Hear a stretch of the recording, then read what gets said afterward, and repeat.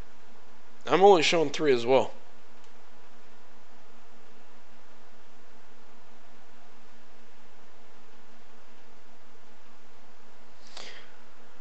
Seth, I had a bet on how much Hyperion would go for. I believe there was no way he was going to break the record.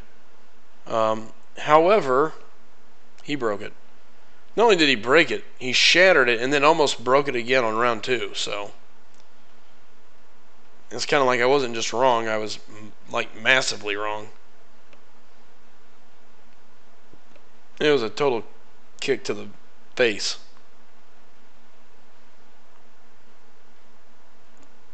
No good. Not good at all.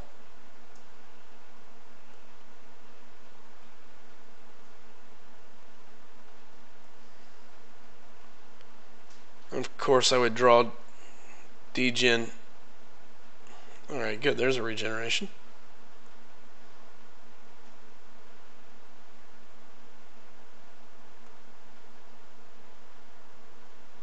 I'll take that. I actually got a pretty good run there. Apparently, Chid, there's not a 4th. I mean, I guess there's not a 4th person.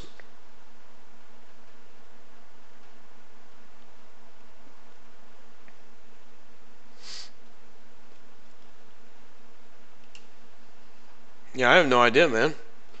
That's kind of crazy.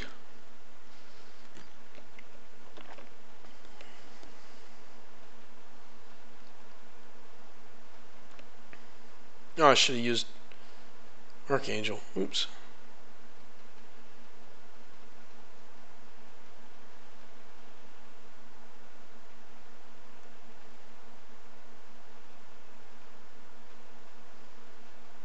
Yep.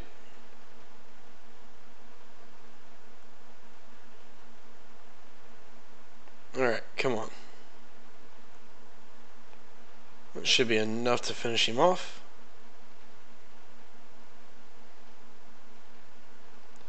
Chid says, I thought the 4th would be the duck, if anything. So.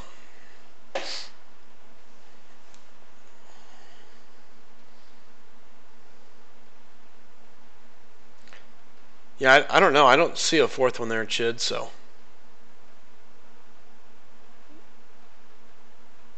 Who knows?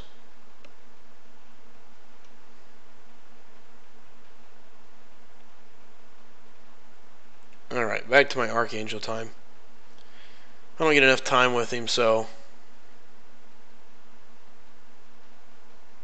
Jacob says, I'm going to be honest, I do not. I can tell you this, I'm going to be honest, if I keep rushing in,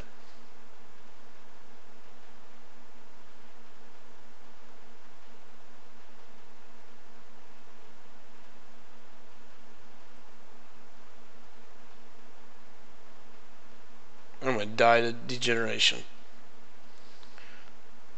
Ugh.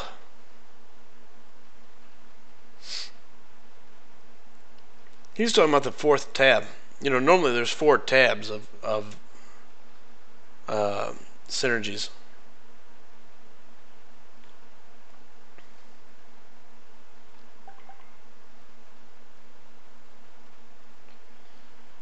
Alright, well, we'll let Iceman finish cleaning up the mess. And that was quick.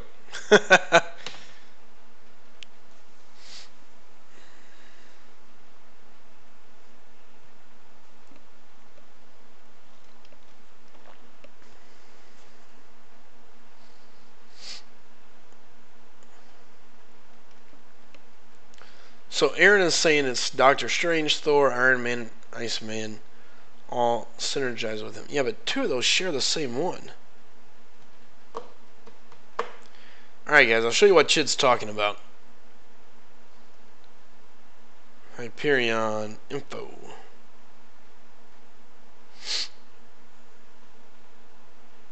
Okay.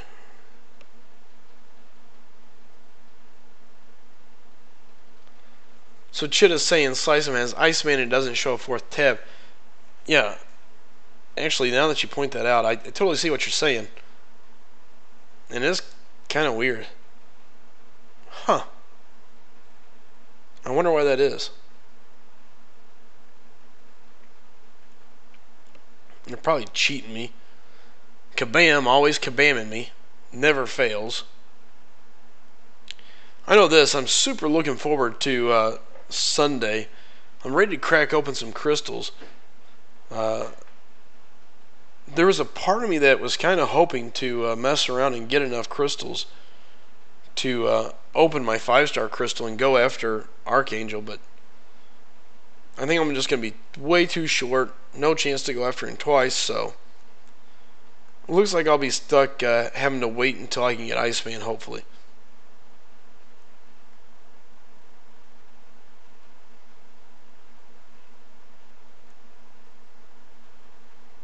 Alright.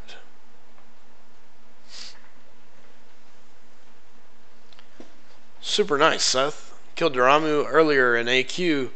Hit him 27 times, killed him with a 4-star. Not bad. Seems like he might have been a lightweight, but oops.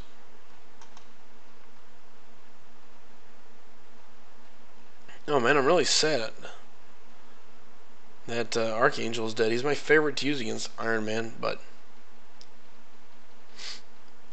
sure, starts Sunday. I will test the direction of the crystal and see if it works for me.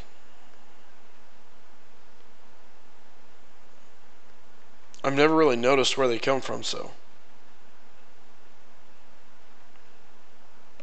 we'll see if it works.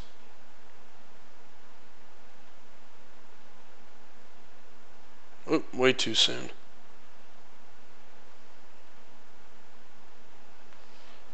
Way too soon on that dodge.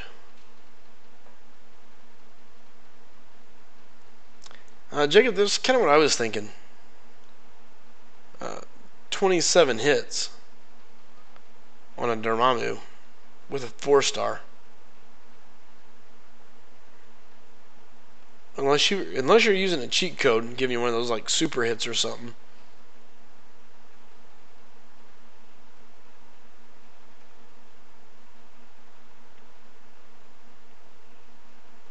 Alright. We'll put Iceman to work here against Electro.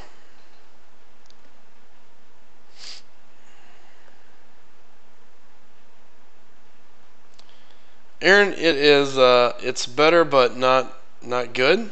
Can't really complain, but at the same time it sucks, you know.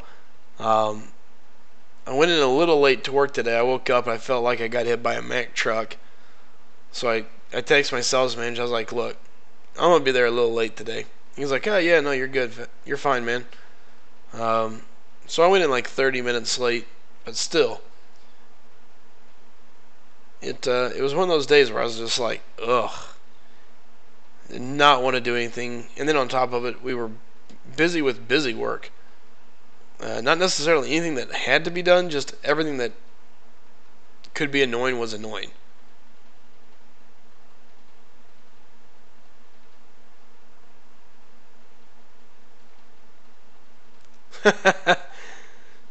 Jacob says, I mean, it works for me since I'm the One Punch Man. Oddly enough, Jacob, it's kind of funny you say that. My sales manager was showing me the comics of the One Punch Man like earlier last week, something like that. I was just thinking about that, to be honest with you. I was like, the old One Punch Man could get him.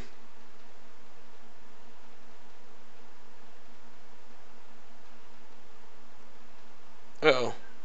That's not going to go good for my Iceman. I got my ice shield up, so I should be okay.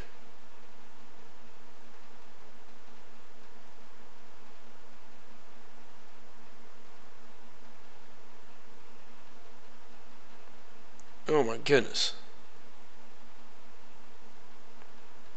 I should have just went ahead and hit my L3.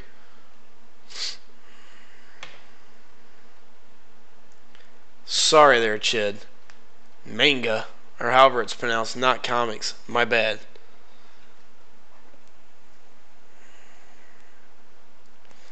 Star says, slice them. I know the secret to cleaning your sinuses. Just gonna let you know I'm already scared. If you know the answer, I'm scared of what it may be. Go ahead, Star. What do you got?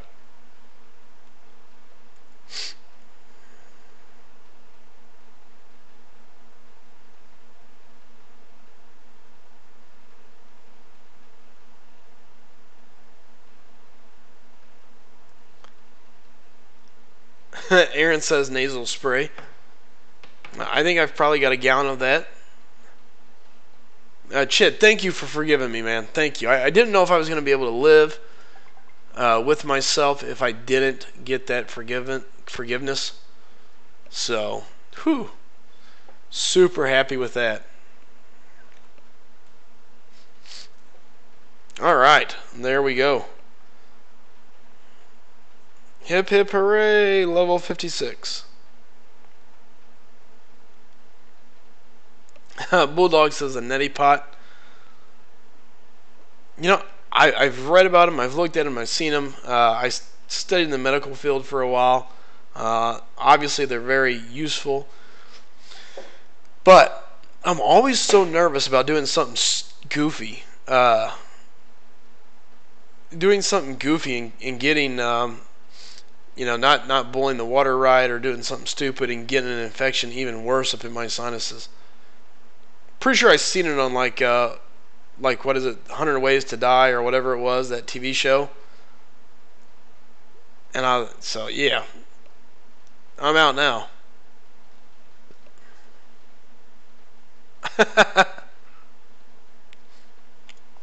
Star says all you do is boil some water, grab a towel, put your head in the towel, put it over the water, but of course not too close.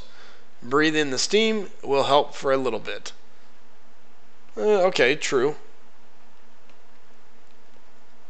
My buddies over in Germany and such, they would always say that their doctors would actually send them out to the ocean or out to the sea because of the salt water is really good for you. The saline mist that comes off of the ocean.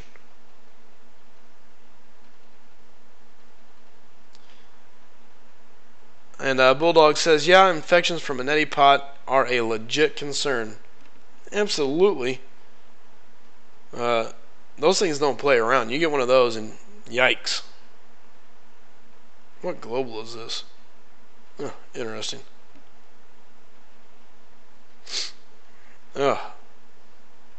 Either way, be glad when this head cold is gone.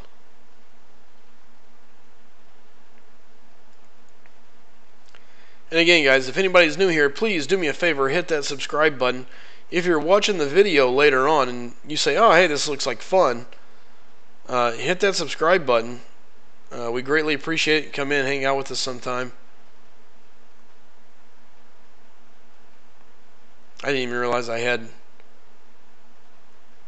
Unstoppable. Oh, well.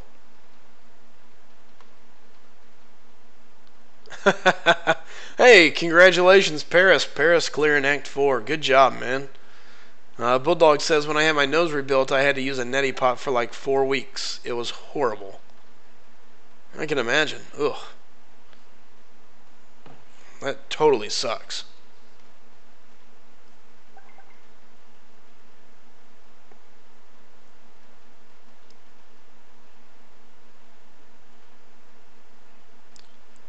I don't know. I've never used one. I've never used one, so luckily for me, I have never had to deal with it. But something about pouring water up my nose, I would be going crazy. I'd be like, ugh.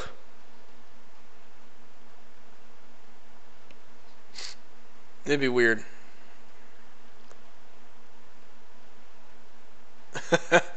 Star says, hold on here, let me beat this guy. Hard for me to read the exact words. Caught a glimpse of it. There we go.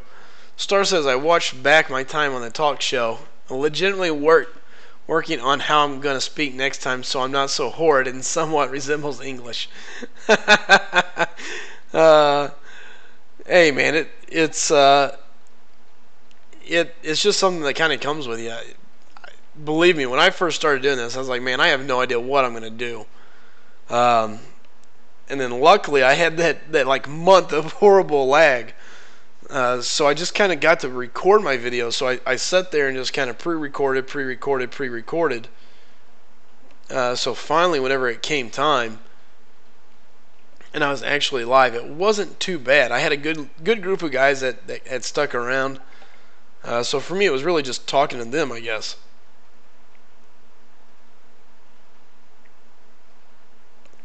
It definitely made life a lot easier.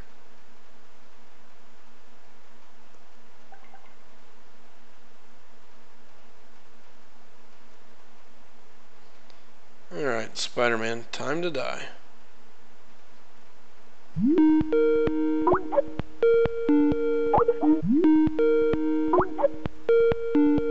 Alright. Seth says, I am done. Aaron, give me one minute here, bud. Who did you pull out the PHC there?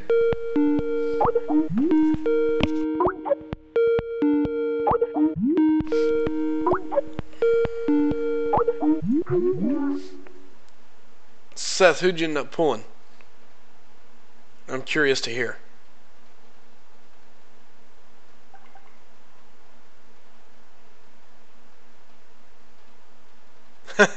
That's alright, Aaron. No big deal, man.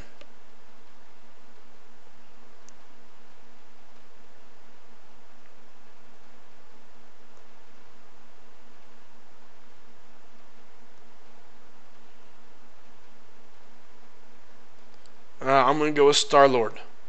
Star-Lord or Ultron?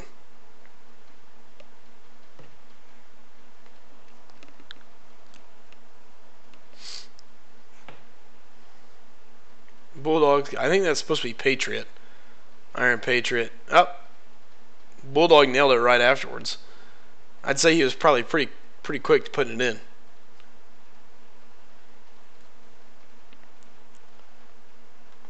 I will be so glad when this grind is over with. So tired of doing Act 4. And it's not even that I've done a lot of it, it's just the fact that there's a lot to do. You look at it and it's just overwhelming. It's just like, oh my goodness. How many different pathways can somebody legitimately put into a game?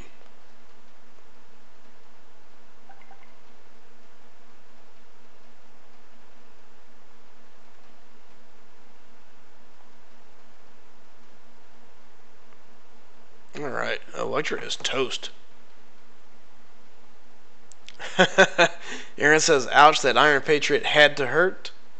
But like Seth said, hey, it's from a PHC.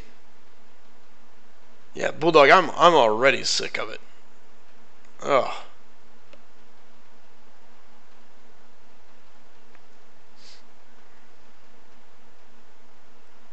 And if it wasn't for the fact that I think just from it I could legitimately rank a couple people up, I would probably be out.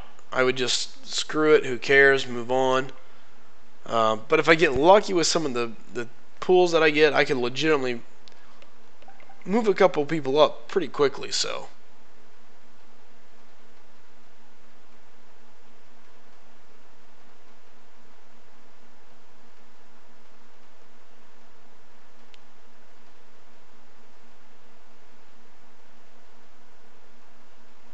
Alright.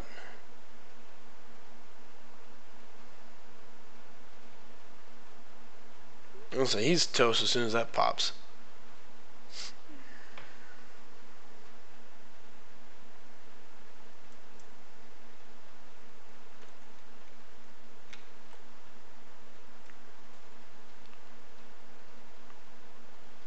Paris says, should I rank for my Agent Venom? I use him a lot.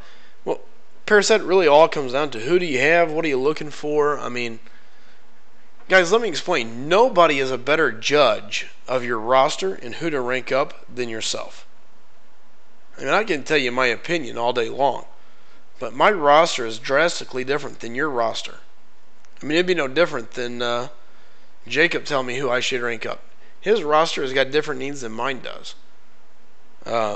So you got to be responsible a little bit of knowing your own roster and saying, hey, this is what I need. See, like, for example, Aaron's like, nope, save everything for Quake. I can tell you this, there's no way I'd take Quake to rank 5. I'm not good with her. I mean, that's just the pure facts of it is I'm not good with Quake. So for me, I would take Agent Venom before I would Quake. But then again, you may turn around and learn how to use Quake. It might be the best decision you made. So, I mean, it all really comes down to your play style, and it comes down to who you feel comfortable using.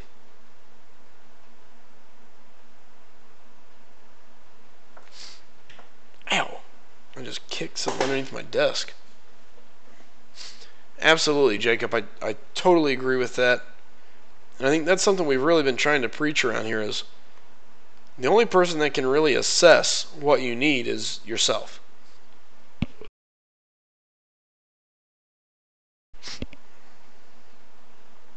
You're the only person that knows if you need defense, offense, what kind of attacker, do you need a tech, do you need a science. You know how you play the game, so. You know, it's just like Star-Lord. Yeah, everybody wants Star-Lord. But let me explain. If you can't keep a combo going, you're never going to hit it.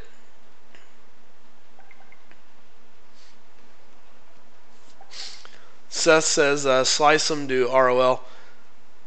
Man, I actually thought about going for it earlier today. But,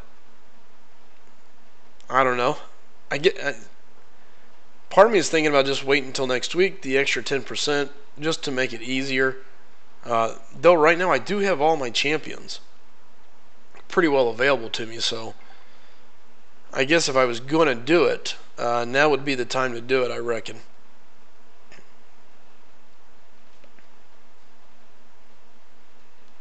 Paris says, plus, I don't care about Prestige and she won't be duped for a while. Very, very good point. Star says he wants Agent Venom so bad. Yeah, Agent Venom's definitely handy. Great. Double degeneration. Let's see if I can get that off of there. Whew. Jacob says do it with the boost. Star says just wait. Seth says hashtag it if you want him to just do it.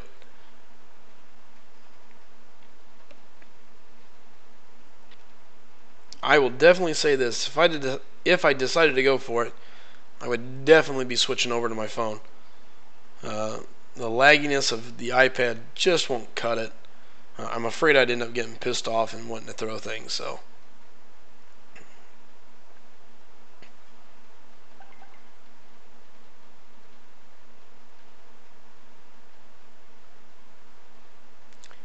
Star says the plus 10% plus with boost is the best time.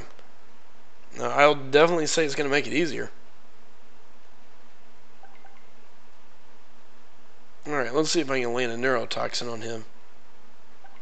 So he can't dodge me. There it is.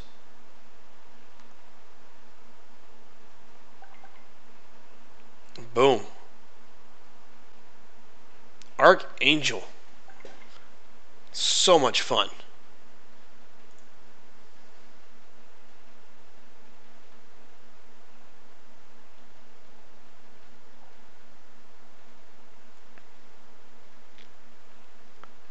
Alright.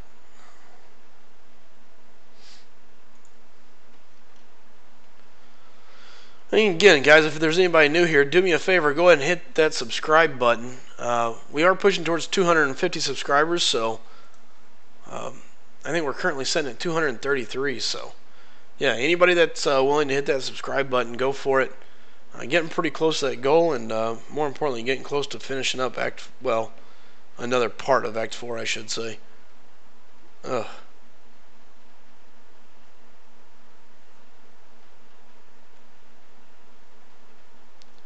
Is there really another pathway still? Jeez.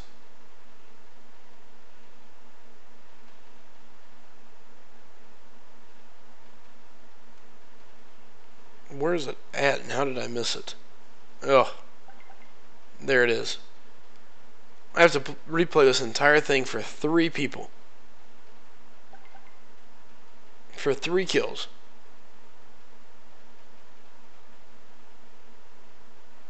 How horribly boring.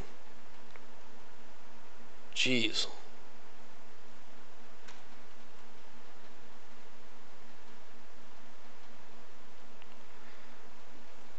Seth, I can always go pull up your account here later, man.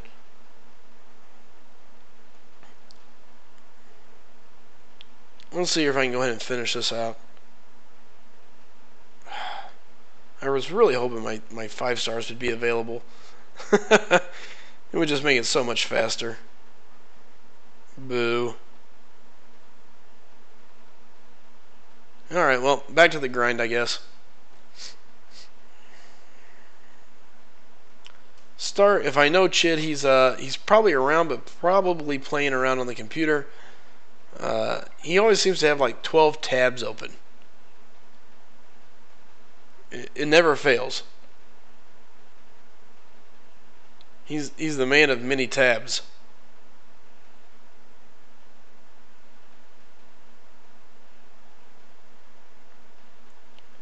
Alright, last energy refill, so here we go.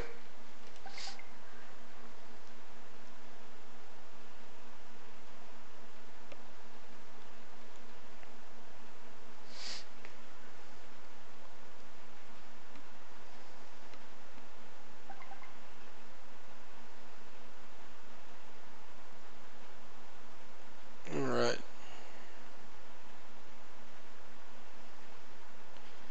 Plenty of bleeds. Good golly. Wow. Jacob says, like the name. Chid was talking about his online name.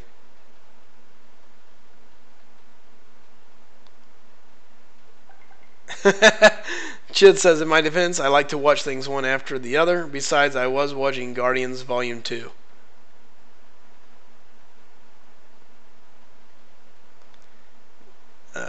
Dude, that's a great movie.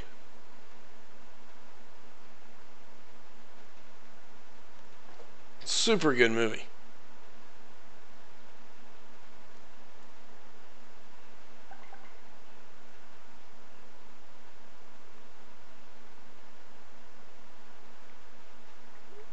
What did you think of it there, Jacob?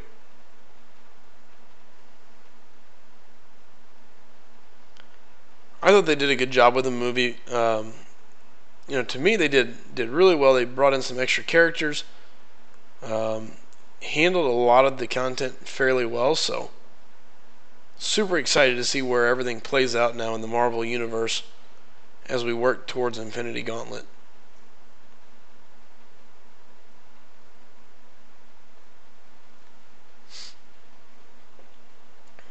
Get it, Seth?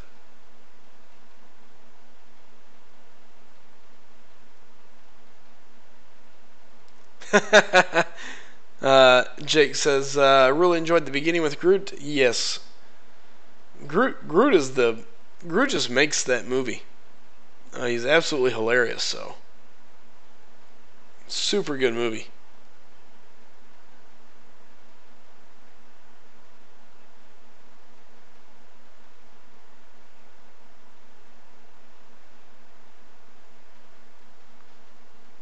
Alright.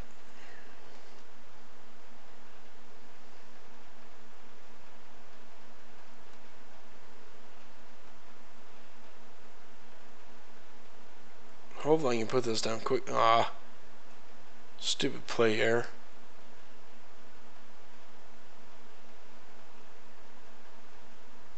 Alright, there we go.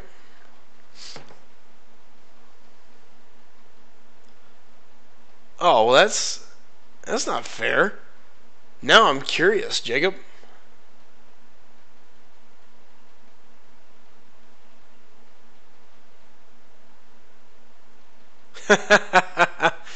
Chid's so very true.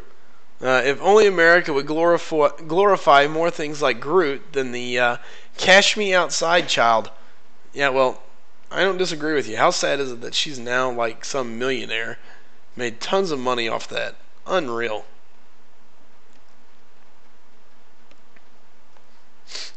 I mean, just, it's insane of the things that can go and become popular, and for what reason, I have no idea. It's just, I don't know.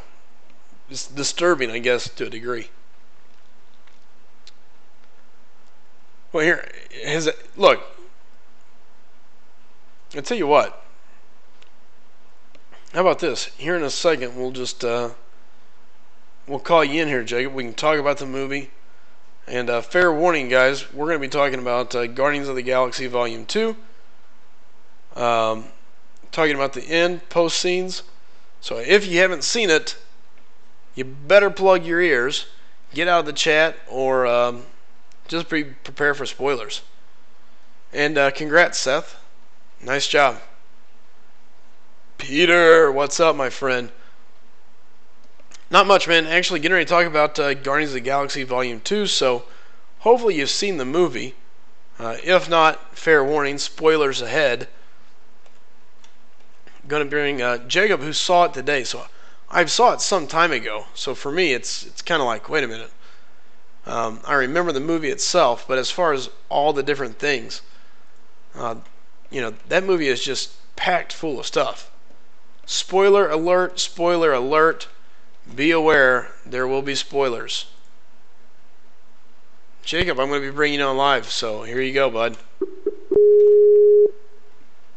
Bringing Jacob in. Today, so I saw it some time ago. Hey, what's up, man? Hey, what's up, Jacob? How's it going, brother? Oh, chilling, playing FIFA and listening. Nice, nice. Well, so you get to see Guardians of the Galaxy Volume 2 today.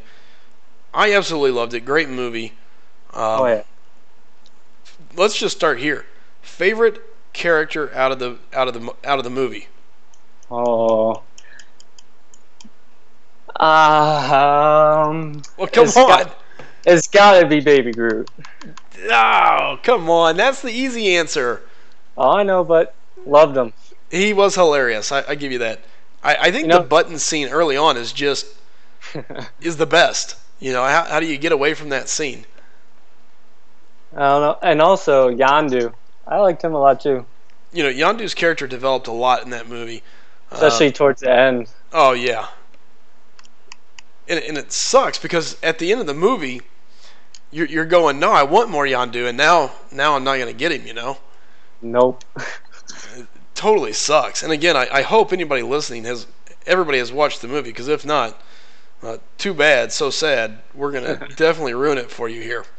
They definitely hit you with the feels. Oh, man. I kept waiting for something to happen that was going to fix it. Like, where's the comic book fix? I was just expecting him to wake up or something, and then nope. Yeah, no. Straight up dead. Straight gone. So now here's the one thing inside the movie before we start talking about the ending spoiler or the cutscenes here. I was talking to my guy today, my sales manager, and we were talking about the Ravengers that they bring in on the movie is actually reflective of the real original Guardians of the Galaxy comic book. Now, I don't know if you knew that or not, but that's what I was told. No, I did think it was kind of cheesy how they played fun at the dude's Taserface name, but yeah. So yeah, apparently Stallone's character was based off the original leader, I guess, of the Guardians, which was a guy called Starhawk or something like that. Isn't he called Stakar or something like that? Yeah, possibly. I'm not great with it all. My comic book history is not the best. I know Bulldog's listening. He may know. Avid comic book fan, but that's the story I heard. Okay. But go ahead. Let's. You were wanting to talk about the end scenes. Which one is it that you enjoyed? the one where it's with the high priestess or whatever, and she mentions the name Adam, which drove me right to Adam Warlock. Yes. So that's just seeing what they could do with that in the future. Just gets me excited for the third movie.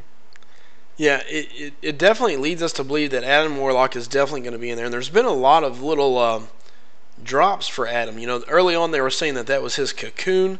In the collector vault or whatever? Yes. Yeah. So now you go from seeing his cocoon, having his name dropped. I mean, at this point, I think it's a no-brainer. He's going to have to be in one of the movies. Yeah. And then I was surprised by the couple Howard the Duck entrances. Yes. Yeah, Howard was pretty funny. So yeah, no, I agree. I think you've got to bring at this point Howard. Geez, at this point Adam has to be coming to the movies. Everyone pretty much thinks he's confirmed, so it would be a total shock if they don't bring him in. I just don't see a way around it. You know. No. So, yeah, it was a very interesting take on the movie. Very interesting to see the way they did it. I thought they did a good job with Ego. Yeah. The living planet, the way they played that off. Yeah, there were a couple funny interactions there with shoot, crap, I forget what Mantis.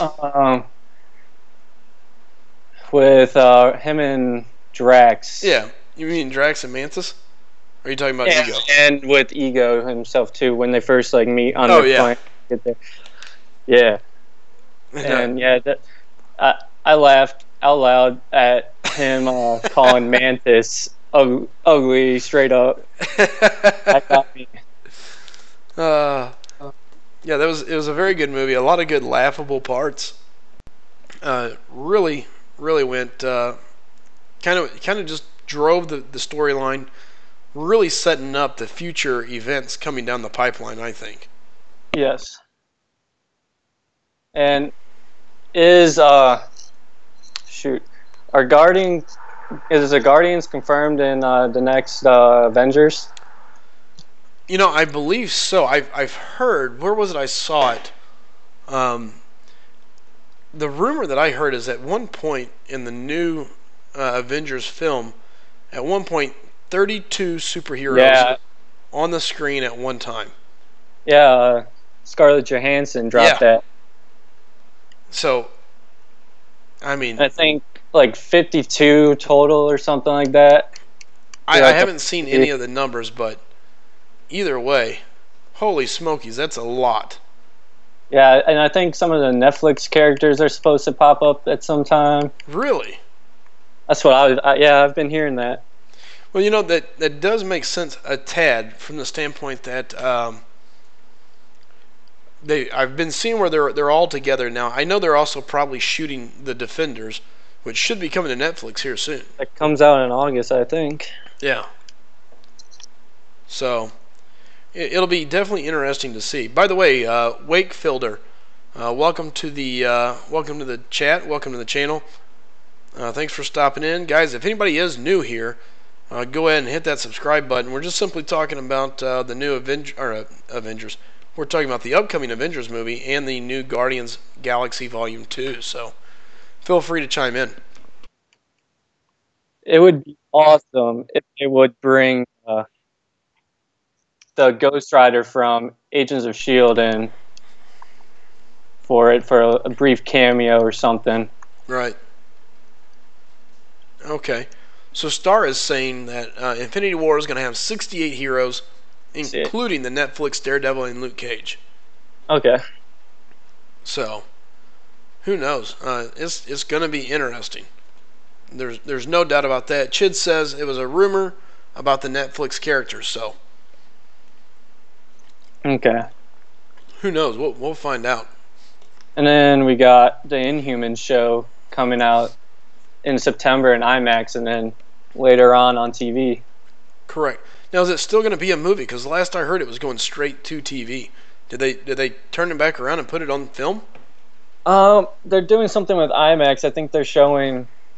It might be like a full go of all the episodes or something. I'm not too sure, but I know they're doing an IMAX thing in September for it, and then it's going to be aired on TV. Really? Yeah. Well, that would definitely be interesting, and a pretty interesting way to open up a TV show. Hey, guess what? Come watch the TV show on the big IMAX. You know. Yeah. That's, I mean, I'd definitely go do it. Well, you know, the interesting side of it goes to show you just how much money Marvel is now making. I mean, we're talking about a company that was selling off property at one point, sold off the X-Men, sold off Spider-Man, selling property just to survive. They throw 2 movies out there, Hulk and Iron Man, hoping for one of them to take hold. And really, I think probably dumped more into Hulk, if I remember right. And yet Iron Man's the one that takes off and just has blown open the doors for Marvel. And now it's just like they can't get enough. It's just growing, growing, growing. Yeah, they're killing it. And my brother said earlier that Robert Downey Jr.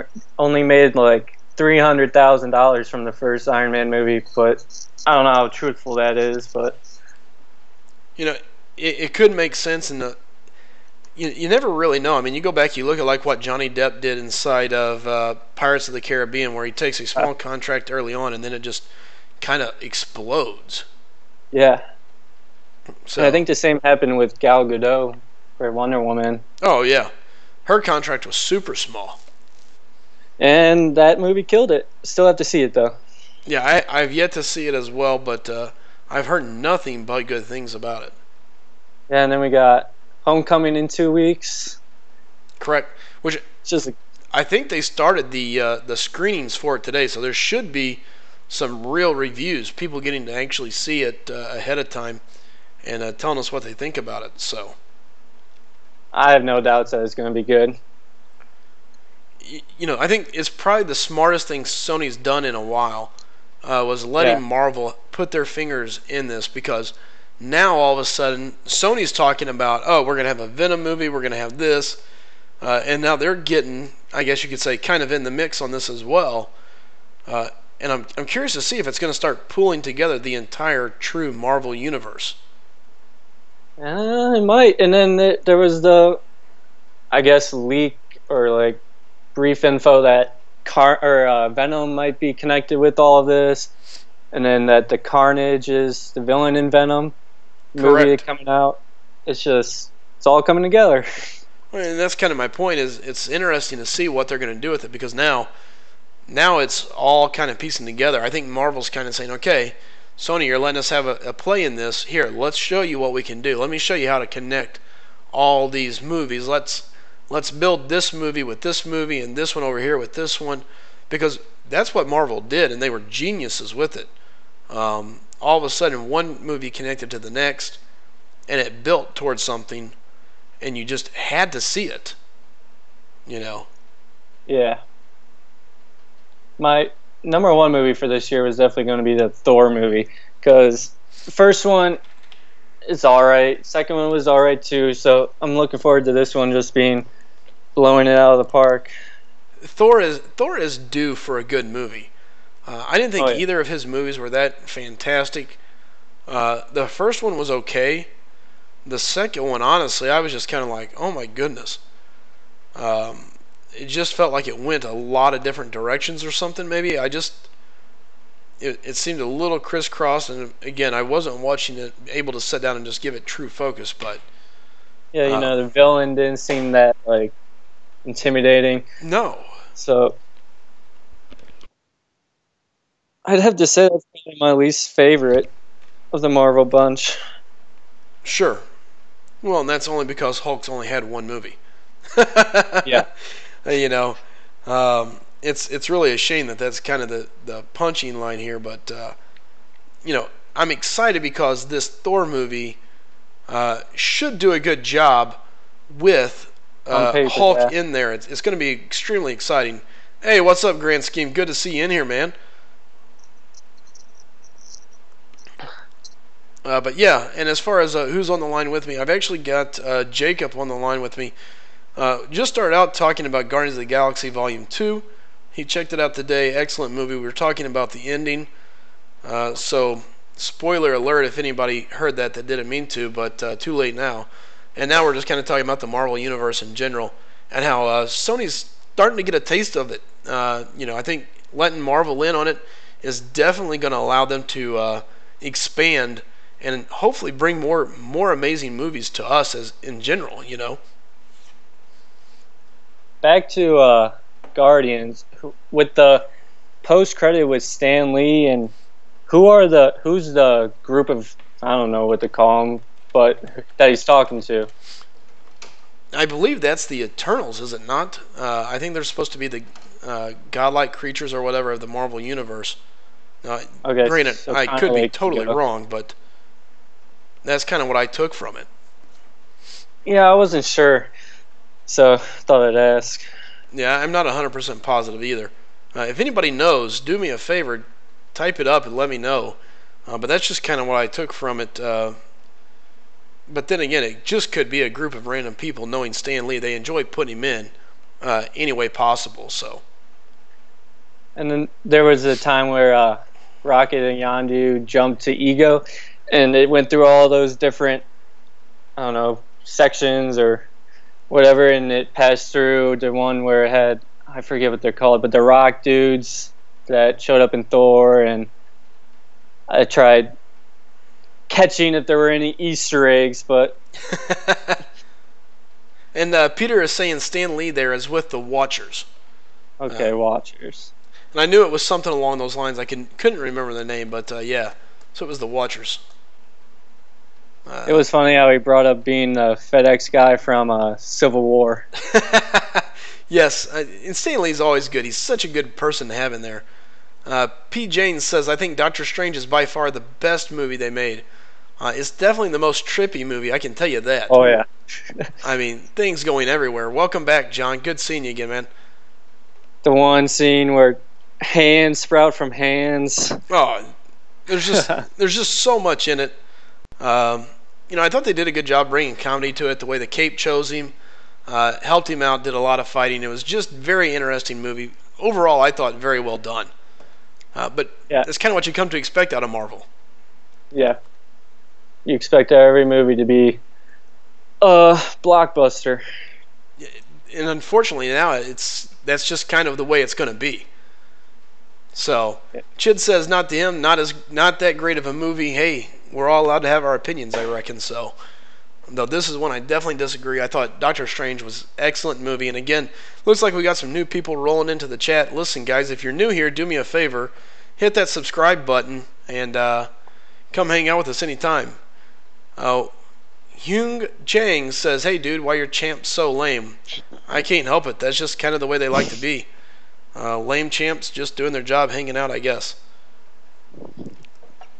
So anyway, Jacob, back to the movie talk. Yeah, it's, I thought Volume 2 was definitely interesting.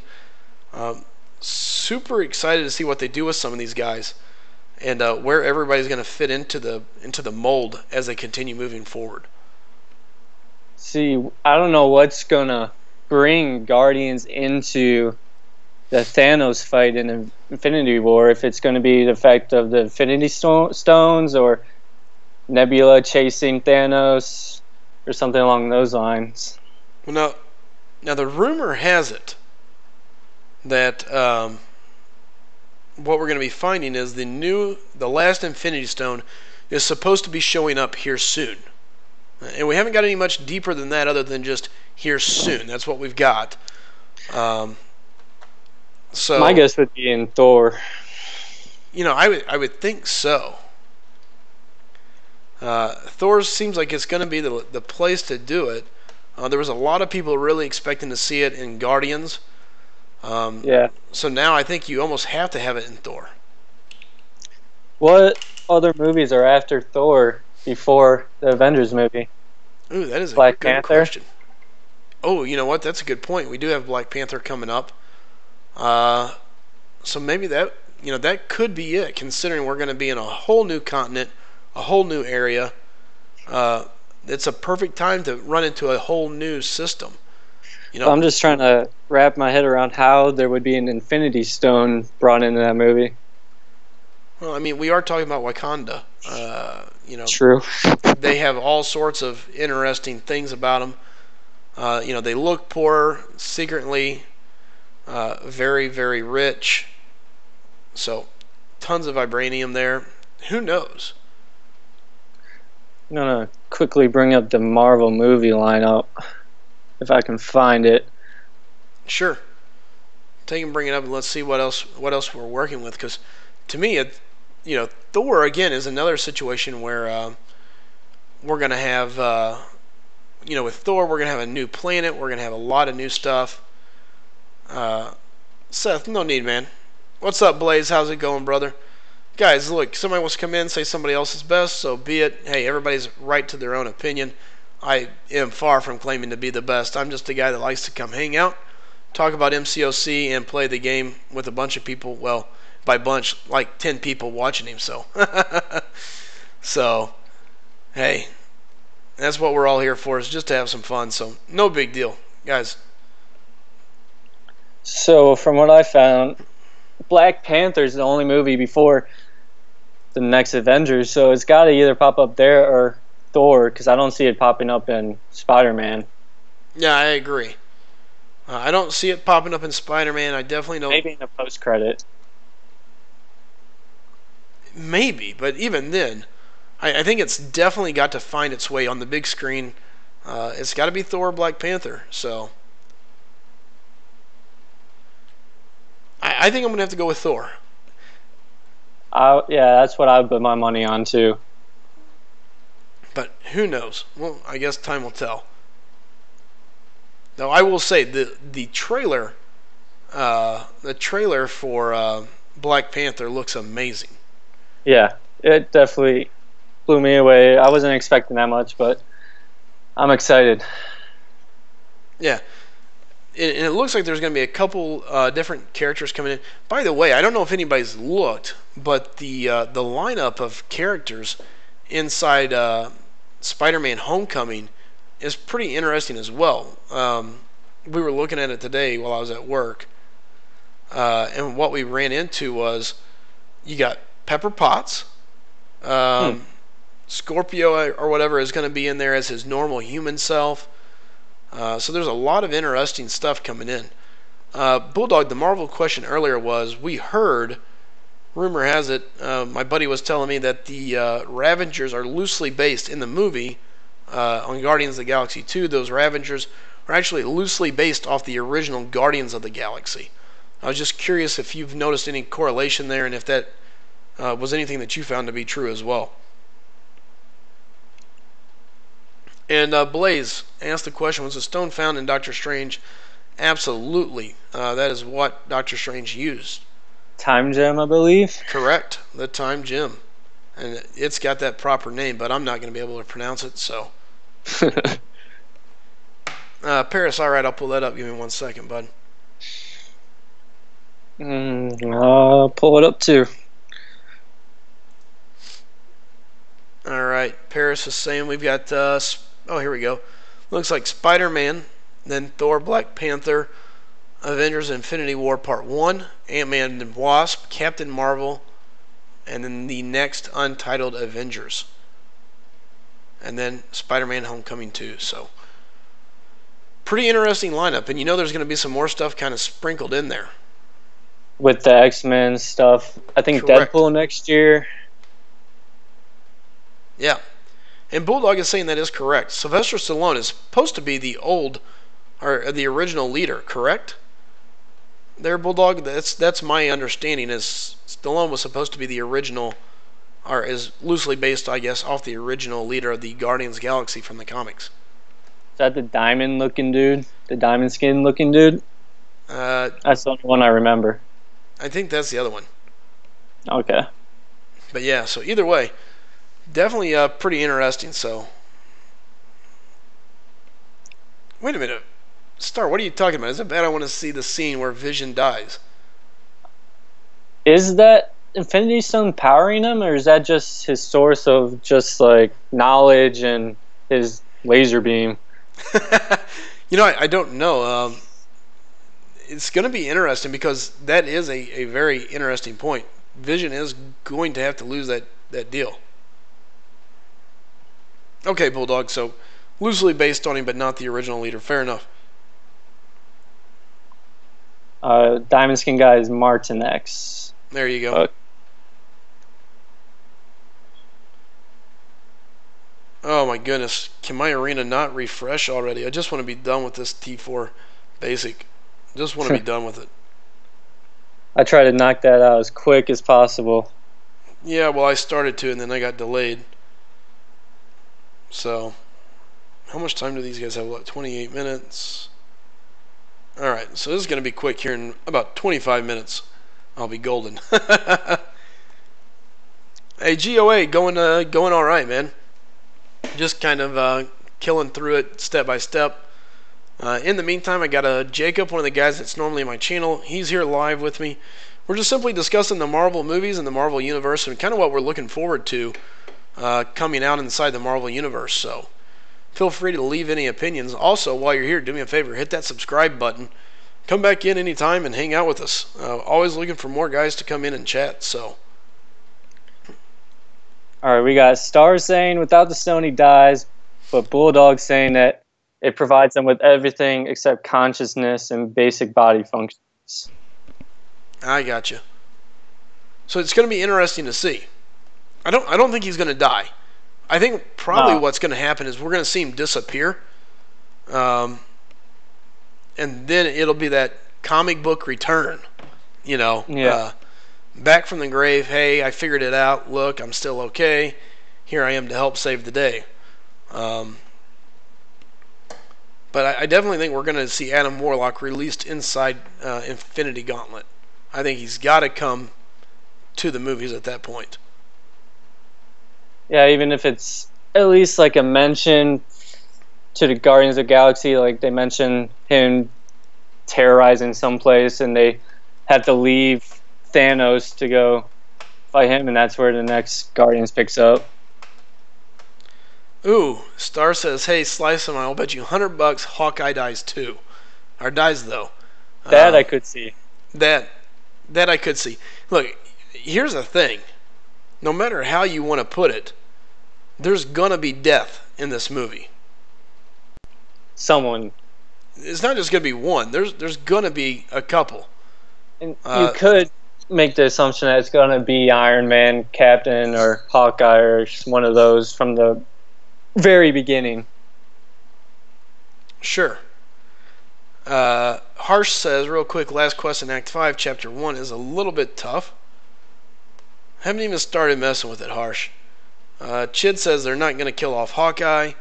Bulldog says in the beginning of Thor you can see the other gauntlet. So. Yeah, there's been 2 gauntlets shown. I've read somewhere that people are wondering, like, what the hell is that? Because you see him, was it at the end of Age of Ultron, breaking in somewhere, stealing a glove, but then you see it in Odin's vault. So, right. I think what we're going to run into, here's a reason why I believe somebody has to die. And that reason is very simple. Contracts come up. I know... the real world happens. Exactly. Contracts are coming up. There's no way around it. Just like there's no way around all these extra God-forsaken paths that I have to take in Act 4. And I'm really hoping to find an energy refill somewhere on this map. But it looks like there are none, so. Ugh. Jeez. Alright, well, might as well knock it out. So, yeah, I mean, I definitely see somebody dying. Peter's saying that Chris Evans' contract is expiring, so he will probably die. And that is what I have heard. I have heard his contract is coming up. So, and I've also heard the big theory is Robert Downey Jr. is going away, which means Iron Man himself is going to die. There's a lot of discussion that they're going to try to do something with the new Iron Heart that they've brought into the comics, bringing a female Iron Man to the big screen afterwards. So I'm curious to see how that goes. I don't know how I feel about that. Yeah, I'm not disagreeing. I'm just telling you that's what I'm hearing. So it'll be interesting to see what they do with the Marvel universe. So I guess they kind of teased that with Pepper and Iron Man 3. If you want to look at it like that, where true. the house explodes and she's wearing armor, and then at the end. Yeah. So Bulldogs thinks they're going to kill both Captain and Iron Man. Chid says Iron Man won't die. He'll bring her in. Okay, so I'm guessing start talking about Hawkeye. Yeah, or Star's saying why Hawkeye. He believes Hawkeye's going to die. You know, here's the thing. I don't think they get rid of Hawkeye. And I don't know why. I don't see it. So, Bulldog saying, please don't bring in Ironheart. Peter want to see Thanos bring Quicksilver back. Blaze, not that I know of. I don't think Red Skull's ever been in Contest of Champions. At least he's definitely not a playable character. Been in the files. Correct. He's been in the files, but never been playable. Not even mentioned in the game either. Correct. So. Same goes with Ultimate Scarlet Witch. She's been in there forever. Yeah. So I'm very interested.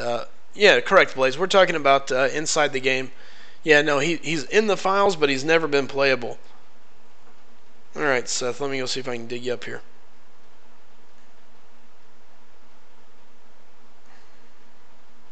But that's someone else, Red Skull, that I would like to see pop back up or at least mention back in the MCU.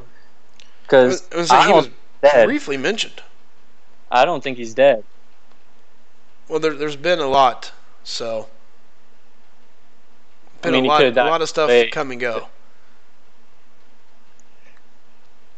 Because he basically had what happened with Loki. Correct. Yeah, and we're gonna see. You know, I'm really hoping Thanos does a good job. The one thing that people can complain about with Marvel Universe is there's been no real good bad guy. So we'll see. We're gonna see. Are they gonna bring it? Is Thanos gonna be able to change that around? Or, you know, more importantly, I'm interested to see how the Thor movie is gonna go. I'd like to believe some of those are gonna be some at least decently solid bad guys. Hella, from the trailer, she breaks Mjolnir, so. Yes, that's true. So real quick here, Star says he thinks the next Infinity Stone is going to be in Captain Marvel. I guess they could. Technically speaking, you could make that work. Yeah. You could put the first Infinity War all about Thanos going after the stones, one stone left. Putting the final stone in Captain Marvel, which is right before the second Avengers series there, which would give you a little bit of an interesting play, but you know, it's already been said that the stone's going to be shown here early. I'm interested in seeing how powerful they make Captain Marvel. Yeah, I agree. I agree, Bulldog. James Brolin, I think he's going to be a great Thanos. Yeah, I think it's going to be a great movie, going to be a great series of events. Looking forward to it. Cannot wait to see what they do with it all. So, that same guy's playing Cable, right, in Deadpool 2? I believe so.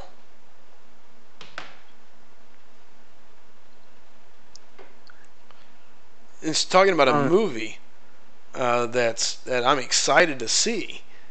Deadpool 2 is going to be super interesting. Cannot wait. I'm a big Deadpool fan, so I'm very interested to see what they're going to do. They did lose the director from the first movie, but I think Ryan Reynolds had a big say in how that movie went. So I think it's in perfect hands still. So I agree with that. I think he'll knock it out of the park. And then that little teaser a little while back was pretty good. So here's what we're seeing. so Chid says they've already shown all the stones, but the final stone is in Ragnarok. No, I think there's still a stone missing. I don't remember seeing all of them. No, there's only been so many of them shown. See, we got the one from Loki's scepter, a Doctor Strange. Thank goodness for the internet. All right, Marvel movies, Infinity Stones. So let's take a look. True Heart, Star-Lord is half god, so he could hold it. Blah, blah, blah, blah, blah. And of course, this is out of date that I'm looking at. Oh, no, it's not. Okay. So here's what we've got, according to what I see.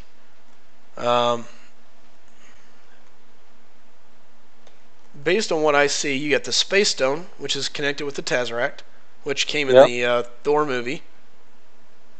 Or, I'm sorry, in the original Avengers, maybe? Either way. The Power Stone, which was contained within the Orb, that was the Guardians. The Reality Stone, which was the Aether inside of Thor Ragnarok. Okay. Mind Stone, which is Vision's forehead. You got the Time Stone, which is the Eye of Agamotto, or whatever, however it's pronounced, which was in Doctor Strange. And now we're just missing the Soul Stone, which is yet to be shown. Okay. So that's kind of what we're looking at. So we're missing that one piece there. Totally forgot to keep my iPad active. So whoops. There we go. I believe I've seen that cartoon you're talking about, Bulldog, but I'm not sure. And of course, Chid has. Chid saying, yes, Bulldog, absolute best animated movie. Yeah, haven't seen it, so. Alright. I should be getting close. Jeez. And Eye of Agamotto are different objects. No, I believe they said it was an Infinity Stone that he was holding in it. I was going to say, I think, now in all reality, yes, I think they strayed away from the comics. Correct. I think what we find is that in the comics, yes, they're opposite things. However, I think what we're going to find out is inside the movies, that is what it is. Soulstone, Harsh says, is going to be a portal opener, or are going to be with that portal opener or with Hela. Bulldog says the Soulstone will likely be what gives Adam Warlock life. Maybe. But I would have think they might have mentioned that with the post-credit scene, if that was true. It'll definitely be interesting. We'll see. Harsh says because of Thor's hammer has life and only Soulstone can kill it. Alright, interesting thought. Yeah, I definitely think it's popping up in Thor. I think only time will tell. You know, it would make sense that, you know, Hela would be in charge of a Soulstone, considering all things there. I mean, yeah, being that massive of a bad individual, and let's come on, in the previews we see her light fire to the planet. I mean, she just wipes it out. So pretty much. There was one of the leaders in the Ravagers that reminded me of Hela. I thought it was Hela at first. She looked exactly like her. Yes. They're saying the Tesseract is supposed to be a cosmic cube. I thought, are they saying it's a gem? According to this, yes. Well, what they're saying is the Tesseract contains the Space Stone inside of it. So I guess it makes sense since teleporting and all that.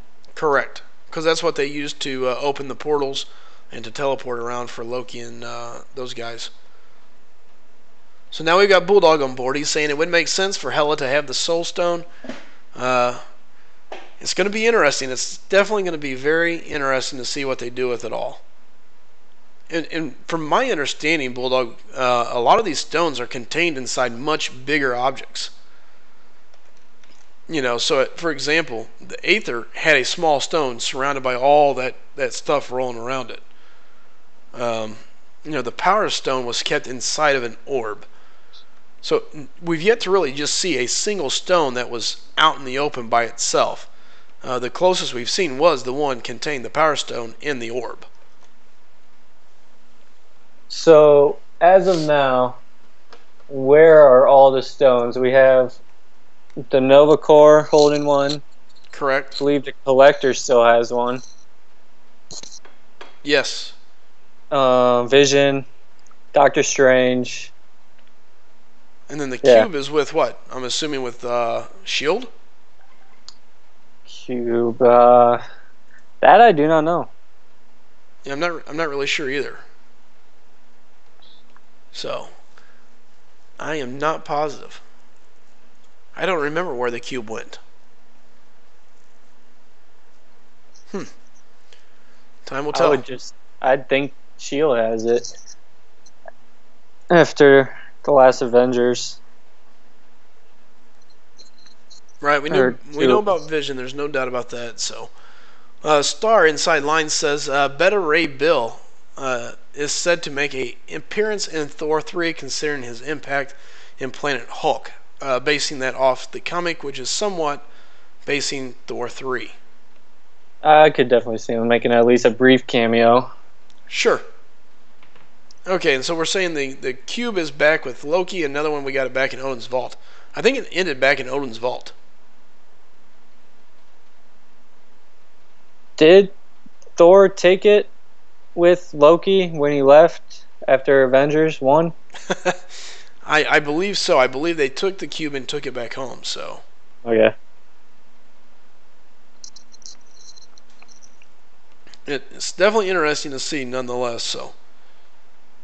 And back to Beta Ray Bill. There was the one in Guardians of the Galaxy. People were speculating that they saw Beta Ray Bill with his back turned in one of the crates or boxes. Really? Yeah. Interesting. See, it's this little stuff like that where you got to go back and look. And Bulldog makes a very valid point. At one point in time, Loki basically had two of the stones. One stone in his staff, and the other stone right there in the Tesseract. So, at one point in time, 2 of the 5 was sitting there with Loki. Yeah, at one point in time, Loki was one bad mofo. Yeah, and then Hulk picked him up and smashed him around. Yeah, it's puny god, man. Oh, that was such an awesome part. I am looking forward to see how Loki sent Odin down to Earth and how all that's going to unroll, and then how they bring Hela into the fact and where searching for Odin will fall in the timeline in that movie. Because I really don't know where they're going to use that. If it's going to be in the beginning or a main plot. And actually, the guys have a good point here. Odin is missing. Apparently, that is Loki impersonating Odin, which... Apparently, Odin was cast out to Earth and like his mind erased, and that's why Thor showed up at the end of Doctor Strange, and he was all worried about Loki being back on Earth, and that it was because they were trying to find Odin. Right. So it's definitely going to be very interesting. Harsh says Beta Ray Bill can lift the Thor hammer. Correct. Yeah, he has his own hammer too. Yeah. And then Chid says Thor will find Doctor Strange to seek out Odin. So yeah, we've got a lot of interesting stuff definitely coming. A lot of theory that's going to come to play, and it'll be very interesting to see what they do with it all. Oh yeah, I'm very excited. It'll be very, very interesting. So Well, I tell you what. Hey, Jacob, I appreciate you coming on for a bit. Might grab somebody else here in a second while I finish out this run. Just, what, 44,000 away from being done with this. Thank goodness. So. Bust it out. Absolutely. I'll almost be done. So, buddy, I'll be probably picking your brain later this week. So be ready. We're going to be going over some Alliance War. And, guys, don't forget, Jacob here is going to be going over some Alliance War offensive and defensive strategies. What you can expect, some paths, some masteries, and all sorts of different things to look at when you're talking about Alliance War. So, going to get with him and pick out a day that makes sense for him. And so be tuning in, and I'll try to let you guys know ahead of time when he's going to be doing it. So, and also feel free to ask about any other questing, like event quests or anything, because I have every single playable thing 100% as well. So there you go, guys. Feel free to ask away. Guys, the guy's done it, and he's been there. So if you want a little bit of help, you got an idea, you need a little insight, don't hesitate. That's what the channel is here for. We've got a lot of great guys willing to answer questions and help each other out. So stop in and feel free to ask people for their opinion, what worked for them, and they'll be happy to help you. Jacob, again, I appreciate it, bud. No problem. It's been good. All right. Take care, bud. I'll talk to you again. All right. See ya. Hey, take care. So there was Jacob, his opinion on the new movie, Guardians of the Galaxy Volume 2. And, of course, as always, got to get on a little bit of a tangent of everything going on inside the Marvel Universe. So, and let the questions roll. Chid's saying Jacob got 100% LOL. And then Bulldog, who do you primarily use on the Collector? And he used Nightcrawler. Interesting.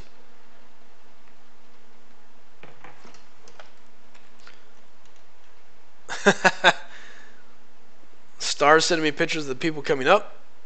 Oh, shoot. I'm getting smashed inside the arena. Give me 1 second, Star. Star posting like video footage and clips of all the different champions that were supposedly there.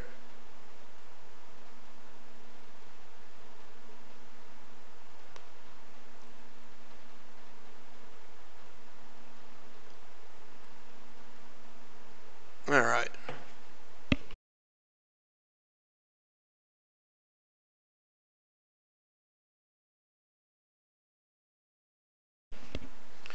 All right, good deal, good deal. Almost done.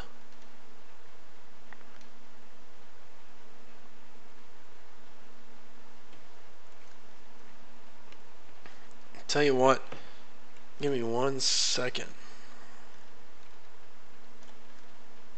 Boom, boom, boom, boom.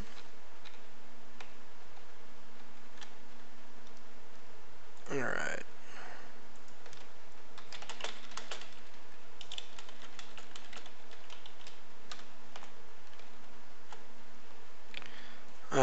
Let's see here. At Iron. Ooh, I missed that. Aaron says, guess who I just got from a premium as a 3-star?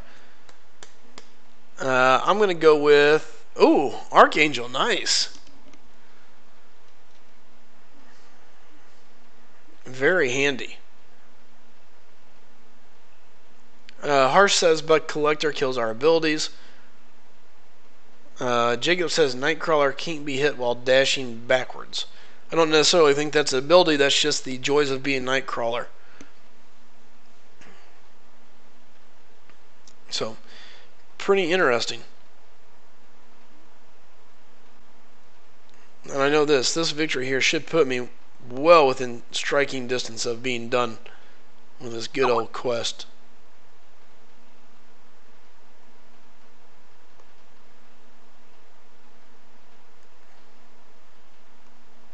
I say that, and then here I am getting my face smashed in by Colossus.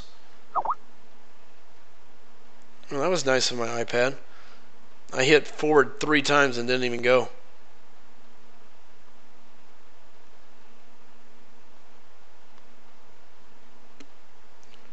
I'm always so paranoid of getting clipped by a special.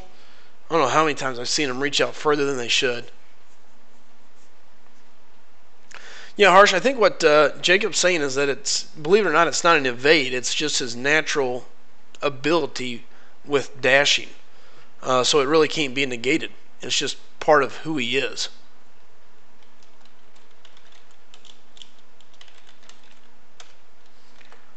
So since we're talking about the Marvel Universe and kind of going deep inside of it, talking about some of the champions, what I'm going to do is I'm going to bring in my comic buff here.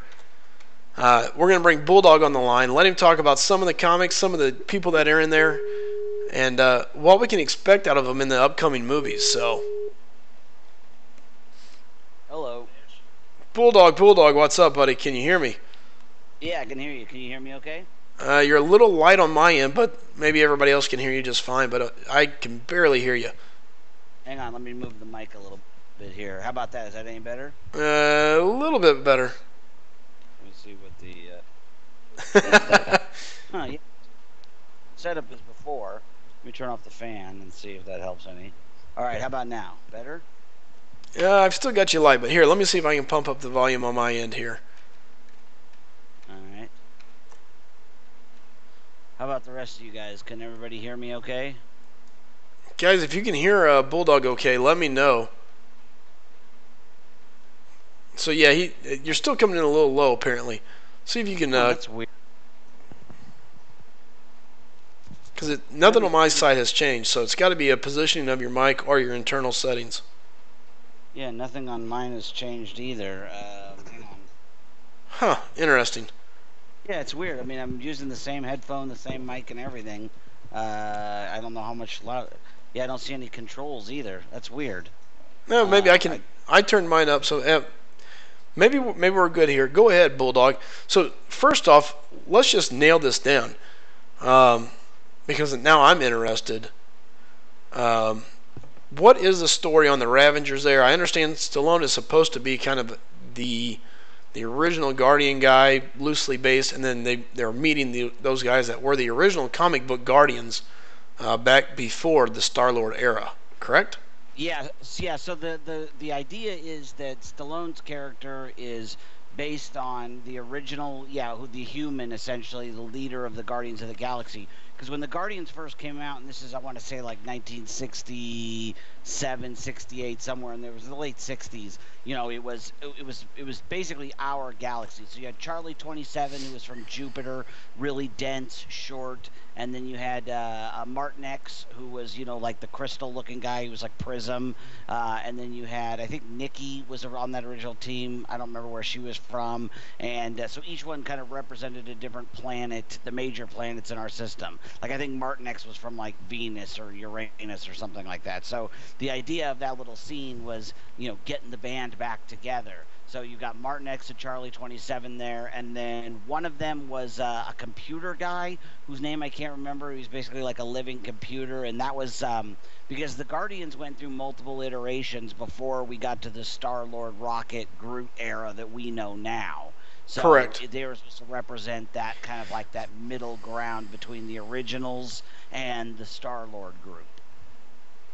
I gotcha, and that's kind of what I had gathered from it. But again, I am not a huge comic book guy. I mean, I know a large chunk of the history, but it's all it's definitely not from reading them. Let me put it that way. It's been chatting, talking, and just kind of talking about it more than actual reading. Yeah, I'm 41. I grew up with Marvel Comics. That was my thing. And so I read all the comics through the late 70s, early 80s, into the mid 90s. I memorized the Marvel Universe books, which were like the encyclopedias they would put out periodically. So like I memorized like all the first names, real names, their powers, first appearances, and all that kind of stuff. So anything past about 1995, I'm sketchy because I was an adult by that point. But anything from the 80s, I know everything that happened in Marvel Comics essentially. That is just awesome. Yeah, I used to go. Like a group of friends, they would just quiz me. Wherever we were at, they would just quiz me questions like, what's Wolverine's real name? And back then it was Logan. This was before the whole James Howlett thing and stuff like that. So yeah, I love talking old Marvel comics. Never been a DC guy, just Marvel. See, I'm the same way. I'm not a DC guy any at all. Oh, I'm going to get caught by that. He's going to be my horrible job. Yeah, well, that's what I get. I get to talking, I'm not paying attention. And I'm just horrible playing against Mordo still. So anyway, really, yeah. Look, for a guy I'm a huge parry player. I just make horrible mistakes whenever I can't parry. I overthink it, and I just overplay the situation. It's kind of like I'm a big sports guy, so for me, it's kind of like that pitcher that says, "Oh, I've got to pitch a strike. I've got to throw it. I got to hit this spot," and then they leave a fastball down the middle and home run. Right. Similar situation for me. I go, "Oh my God, I gotta do this. I gotta do that," and then I just overplay the situation. So. I think a better analogy is you're more like a designated hitter who's focused on not missing. You go into the fight, you get rattled. You're like, I know I can't parry here, and all of your training just goes out the window because you're trying not to miss. Before Mordo even came around, in the early days for me, the first time I saw a stun immune node in War, I was like, I better learn how to fight against somebody who I can't parry because I know this is going to happen more and more in the future. So I turned off parry for a while, for probably 2 months, and played no parry at all just so I could make sure that I had that skill set. With Mordo, I always make the mistake. I parry the very first thing and I get hit by the degen. I'm like, oh yeah, that's right. Like, it happens probably 99% of the time. And then after that, I just settle down, and it's like the two things I focus on is, if he's going to hit me, I just focus on blocking. Just take the blocks because he's eventually going to throw a heavy. You could dodge back and boom, you got 5 hits in a row on him and you can crush him. And the other thing is when his specials are both like Iceman, his special 1 is super easy to evade, so yes. you just like on a stun immune, just pretend like he's on a stun immune node. Don't think about his special degeneration. Just think of if you were in a fight in War and you can't stun, what do you do? Nope, I totally agree. It's all psychological. I know you got the skills. It's not the skills. Well, that's totally psychological. That's very debatable still, Bulldog. I don't know if you've watched enough of my stream, apparently. I was trying to be nice. That's what's frustrating is I have matches where I can play and I can go, okay, yeah, I've got this. I'm getting this. I've got this nailed down. Or I play, and I focus on what I'm doing, and I go, okay, I got to make sure I do this. Don't be a lemon head. Stay focused and do what you're supposed to do. Don't do anything stupid. And I do fine. And then I get to playing around, and I'm just like, oh, you did it. And I just go into bad habits of, okay, parry, parry, did it. Oh, shoot, I'm messing with this guy. And then by then you're like, whoops. So. Yeah. Yeah, and like when you're doing the arena and you can afford a loss, or you've got this guy by 3,000 PI, obviously it's worse though. I think when you're in like something like War, where every hit matters. Absolutely. Every time you block matters because it's so expensive to heal those characters. And I think that's the bigger problem for people is the paralysis by analysis, where people go, it's like, I cannot afford to take any hits, and then they end up getting smacked in the mouth 10 times because they're so focused on not screwing it up instead of doing what they know how to do. No, I totally agree with that. And that's where people, even myself, I run into this where instead of just doing what I know I should be doing, I freak myself out, and I'm like, oh my God. And then I push. I chase a champ, or I do something boneheaded. Yep. And then afterwards I look at myself, I'm like, you lemonhead, what were you thinking? How many times have you been, like 100 times you're going to do that fight, 99 times you're not going to try to get in that extra hit. But you're nervous because you want the fight to be over, so you're like, I'm going to go for it. And then they fire off a special 2 and you're dead. Iron Man, I get that all the time. Oh, yeah. I can get one more hit in, and the next thing you know, he started the animation and I'm taking an auto reactor to the face. Happens so often. Oh, yeah. It's so frustrating.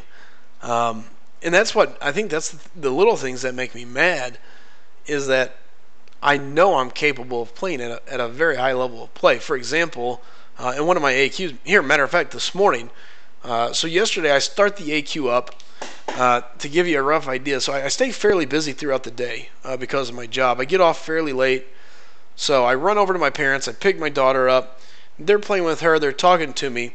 And I know in the back of my head there's this clock running. And I'm going, okay, shoot. It's now 9 o'clock, 10 o'clock at night.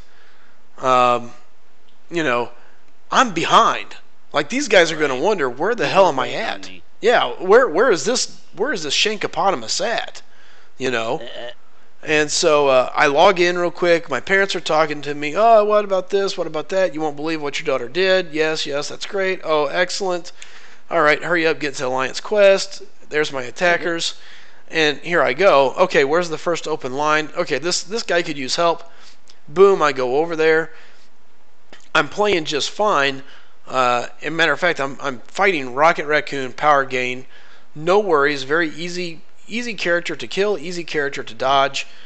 I get him down, he's almost dead.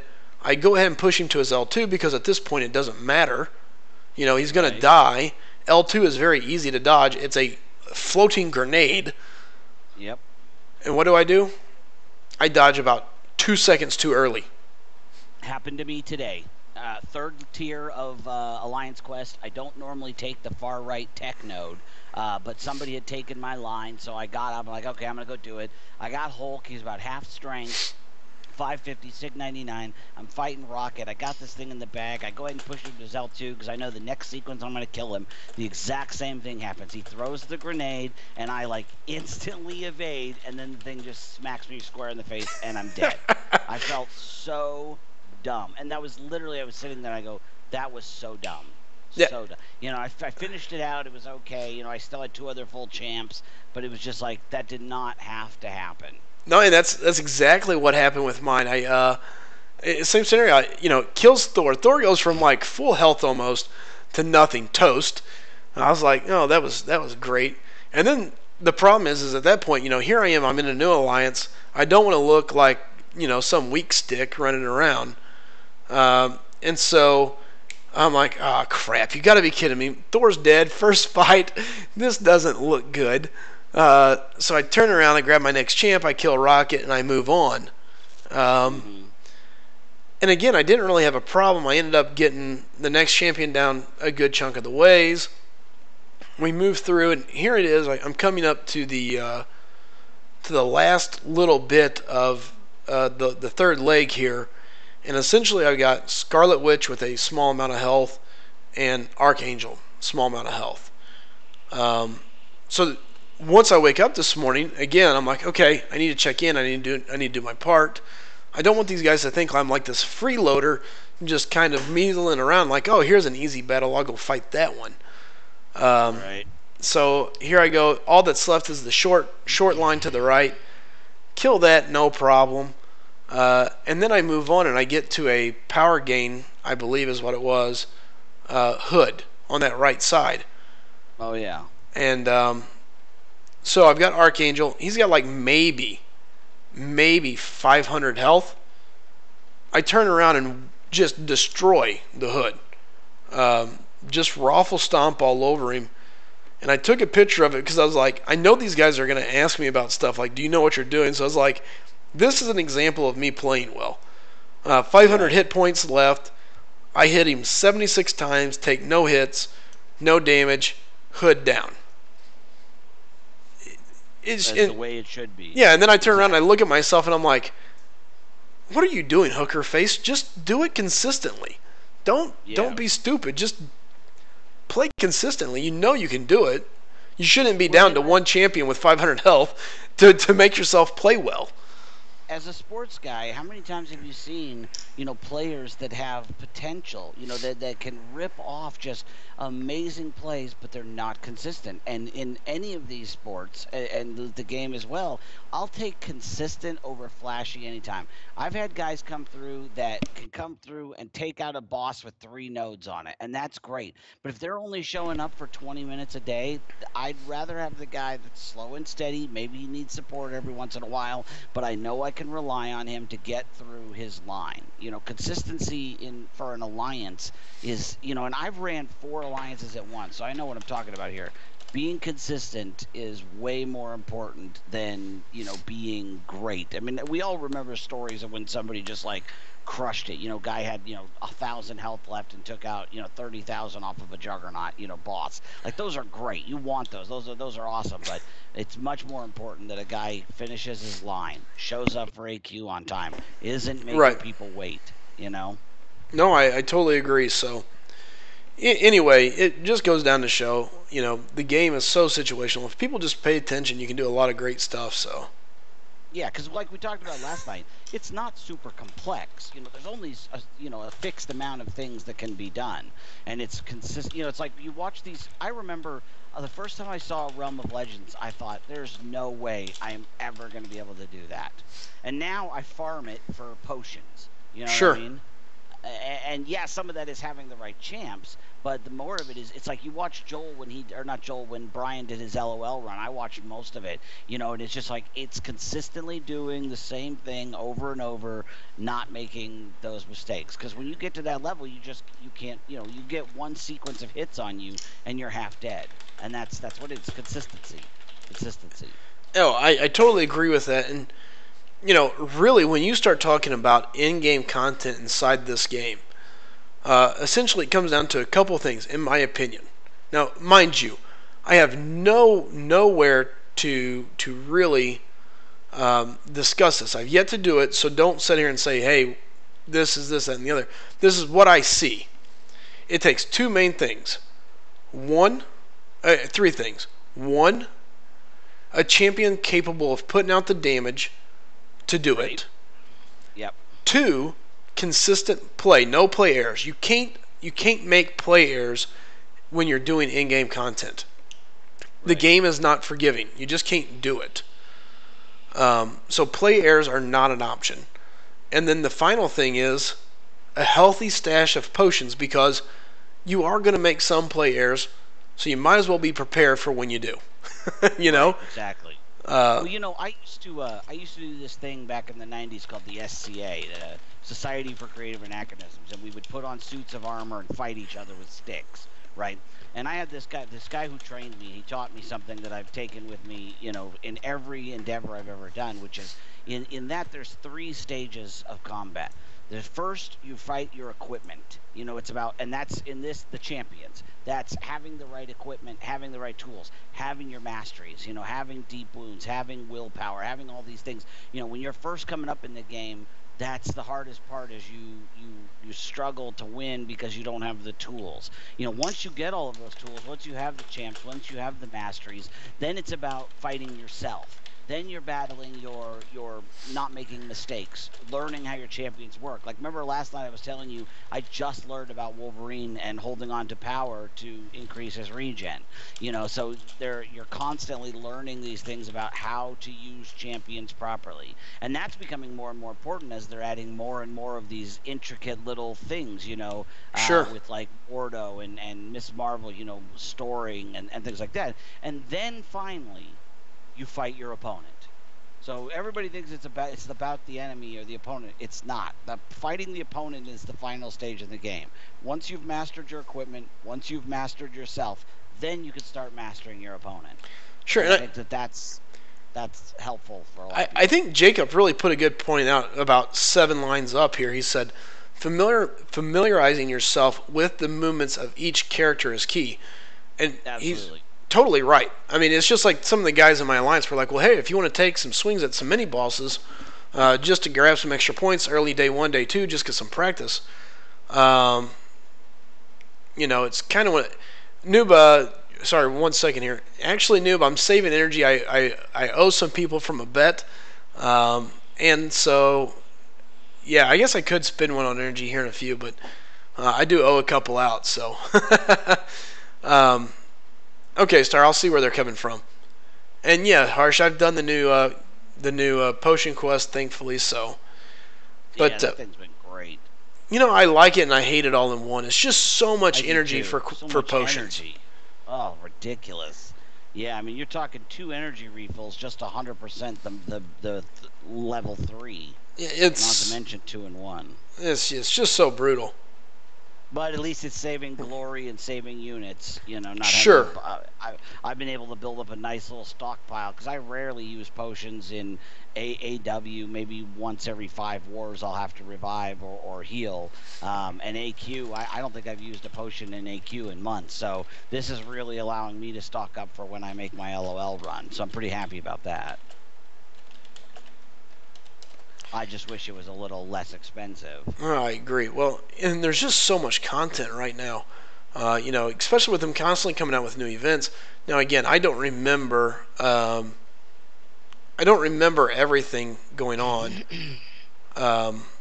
but back when I first started playing some time ago, I never felt like it was. I felt like I had too much. There was always something I could be doing. And I had enough energy for it, but now I feel like there's always an event, there's always this, there's always that, and there's nowhere near enough energy. Yeah, it's very true. I mean that's kind of like, that's where they make their bread and butter, is on energy, and that's how most free-to-play games is limiting your movement. So I kind of get it. The great thing about this game is there is something you can do. You're unlike some games where you run out of energy and you literally either have to buy it or you can't do anything. Here, at least, we have the arena. If you want to keep playing and helping yourself out, you can do so. But yeah, I definitely agree. When I was doing Act 4, that was my biggest, oh my god. I think it was like 1196 energy that you needed. I think I bought like 110 energies when it was all said and done. Interesting. Yeah, it was quite a lot. I want to say, but it's been several months, because I finished it up 100% right before 12.0 came out. That was I wanted to get that done and ROL before 12.0 happened. Sure. And just Chid, in case, and I'm glad I did. Real quick, Chid said, check his profile. Let me see if it changed for you. Yeah, Chid, I see your new Quake. 550 on the Quake. Very nice. High prestige. What's funny out of this, though, is... Wow, 312,000. Good job, Chid. Jeez. Yeah, the funny part to me is the fact that Nightcrawler still shows behind Cable. Yeah. And if you look, 6384, 6398, Nightcrawler should be in front of him, so... Yeah, totally should. That's kind of funny. Yeah, no kidding. Did you did you see Dave's video today about getting 10,000 5-star shards in 2 weeks? No, I definitely been the month for it. Yeah, because we end up with what 2,500 shards, I think, just from the daily login calendar. Oh, dude, Iceman is tomorrow. I'm so pumped. I know, Iceman is coming around the corner. I'm not gonna lie, I'm excited for everybody, but at the same time, I feel like it cheapened. Yeah, I'm kind of mad. Like, it took me forever. It took my pocketbook a lot to get Iceman, and now I'm thinking there's going to be some Joe Schmo sitting out there that is going to have a chance to, just pick him up. Just, oh, hey, look, I got this crystal. I've logged in, meandered around, and now I've got the same guy that this guy did. Well, the vast majority are just going to end up with a 3-star, and that's not going to, I quit going after the 3-stars when they split the arenas like this, because there's just only so much time in the day. I'm already doing the feature and the basic, trying to get all the milestones. So this has been great for me because I've gotten the hood, which I wouldn't have had. I'm looking forward to Iceman because I wouldn't have a chance to get him. But in a 3-star, it's really just about having it. I kind of get what you're saying. Like, if everybody got a 4-star, that would be a different thing. But I like the fact that 99.9% of them. I've never met anybody that's gotten a 4-star from the daily login. I don't know about you, but nobody in any of my alliances or any of my friends has ever gotten a 4-star. Well, I can tell you they exist. I can tell you 2 things. One, I've seen people pull it. I want to say it was Hood. I had a couple guys in one of my previous alliance hit it. And then my kid, my son that plays on this iPad, I set him up his original account, and he's really quit playing. He's not. He has a hard time really grasping. You got to block and do things. So, long story short, the game became frustrating for him. But he got a 4-star Quake on his login crystal. Yeah. Wow. So, I mean, there for a while before I really started building this profile up, I was tempted to just steal his iPad and play his account because I'm like, dude, you just got 4-star Quake, you've got this, you got that. I'm like, you cheater, you know? So. Yeah, I totally get Hey, that. take it easy, Harsh. Yeah, take care, Harsh. Thanks for coming by. That's the thing with this game, though, is you never have, unless you have a Thanos or a Kang, you're never going to be exclusive for super long. I mean, look at Archangel's now in the crystals. Iceman will be in there in 2 weeks. So, and I like that. I like that there aren't a lot of champions that you either have to spend the money or you'll never have them. So I think that's one of the ways that they keep people interested. Sure, I agree with that. Is I'll eventually get my hands on an Archangel. I mean, in theory, I still don't have a Scarlet Witch, so who knows? But in theory, I should be able to get one at some point.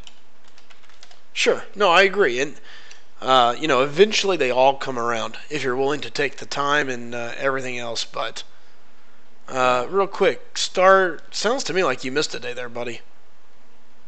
That's the only thing I can think of. At some point, you missed a day on the calendar for you to be a day back.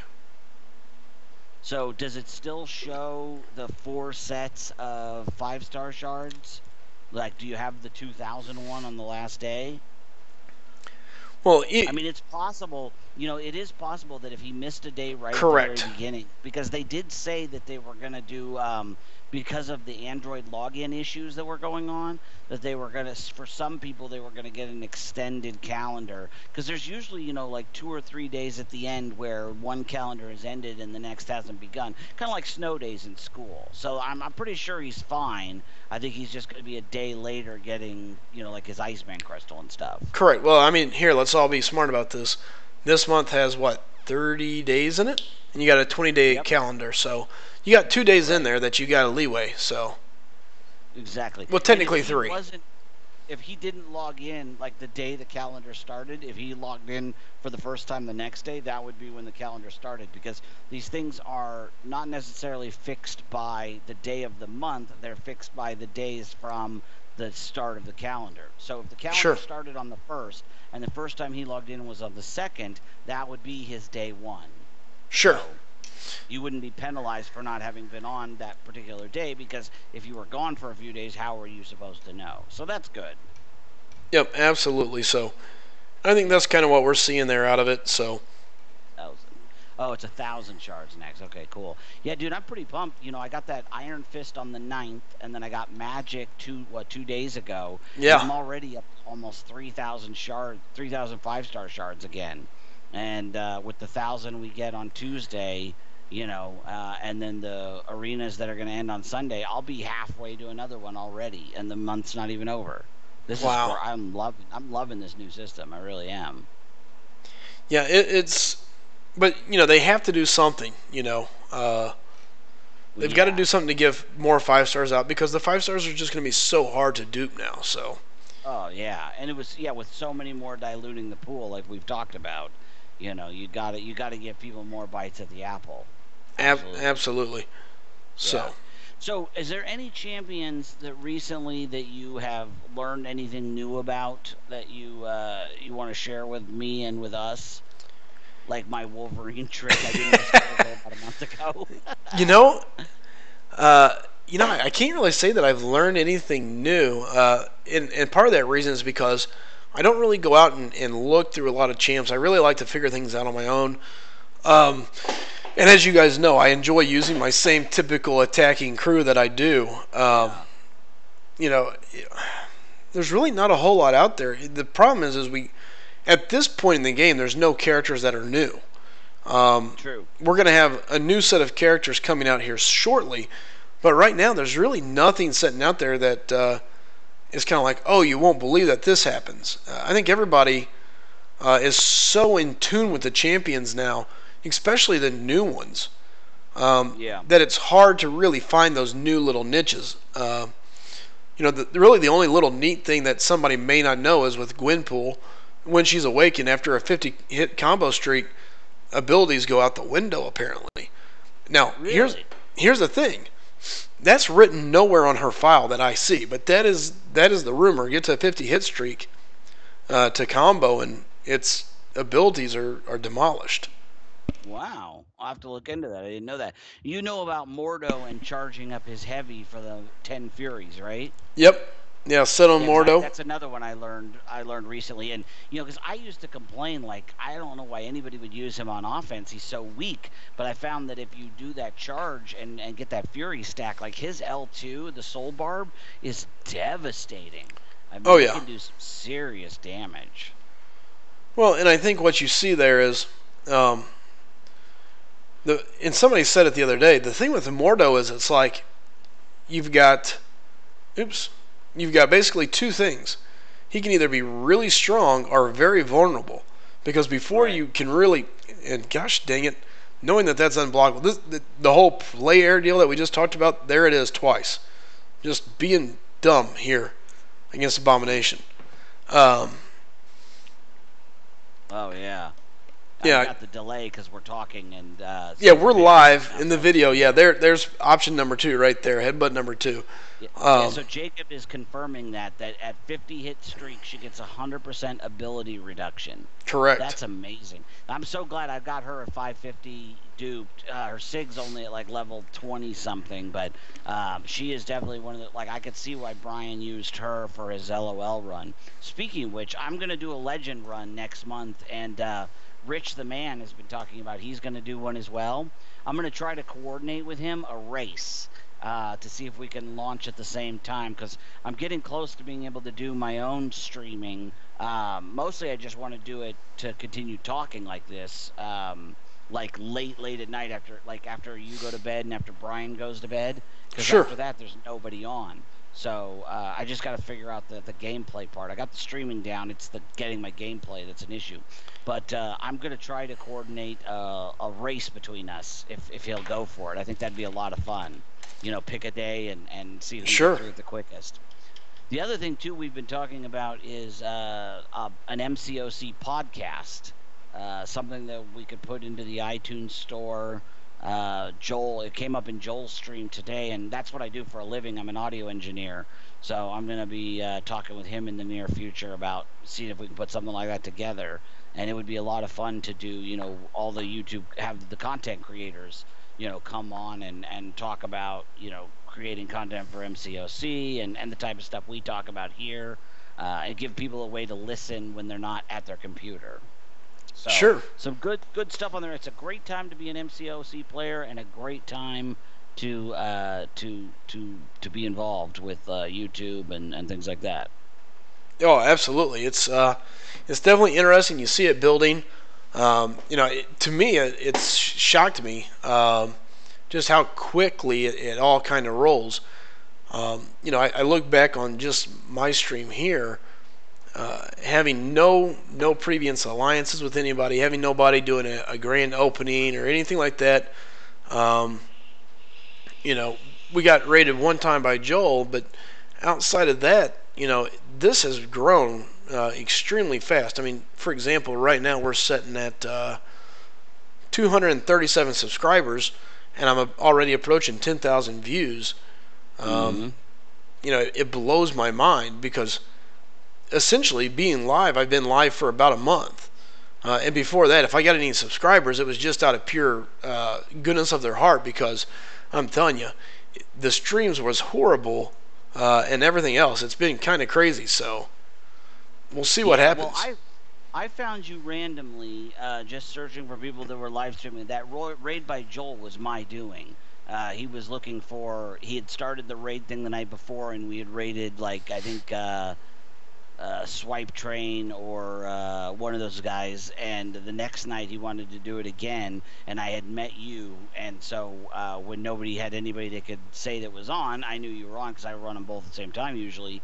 And so I brought them over to your stream, and I'm glad. And I've been trying to do everything I can, because I'm in those streams all day at work, trying to push all of you guys, you and Swipe and seemingly Tenacious, Keith Winnett, because I think anything that grows your channel is good for the game. The more people that watch, the more people that get involved, it's good for all of us. Oh, I totally agree with that. Seth, sorry to hear, man. That is definitely no good. Oh man, sorry, Seth. That's terrible. Wow. How old was she?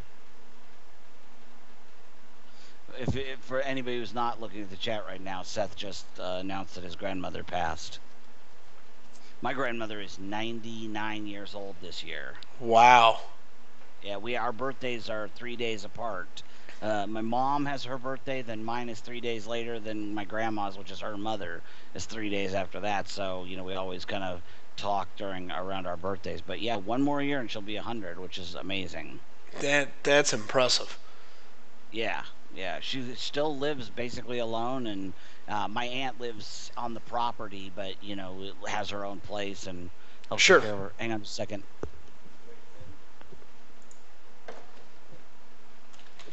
Yeah, I gotta let you go. I gotta take the Bulldogs to bed. I'll still be here, but yeah, my wife's ready for bed, so I've got one of the Bulldogs with me.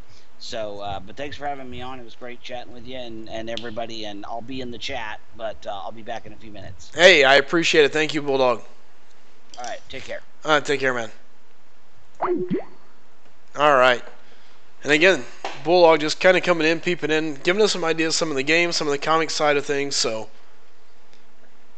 again, Seth, sorry to hear, man. That is definitely no good. Definitely no fun. So sorry to hear.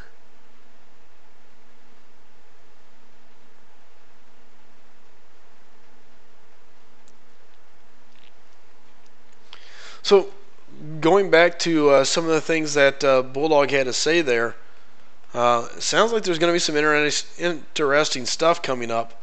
So I'm curious to see kind of where it leads. And sure, Star, I tell you what, we'll kind of continue here off of what Bulldog is saying as far as where we're going with things, and just kind of see what you got.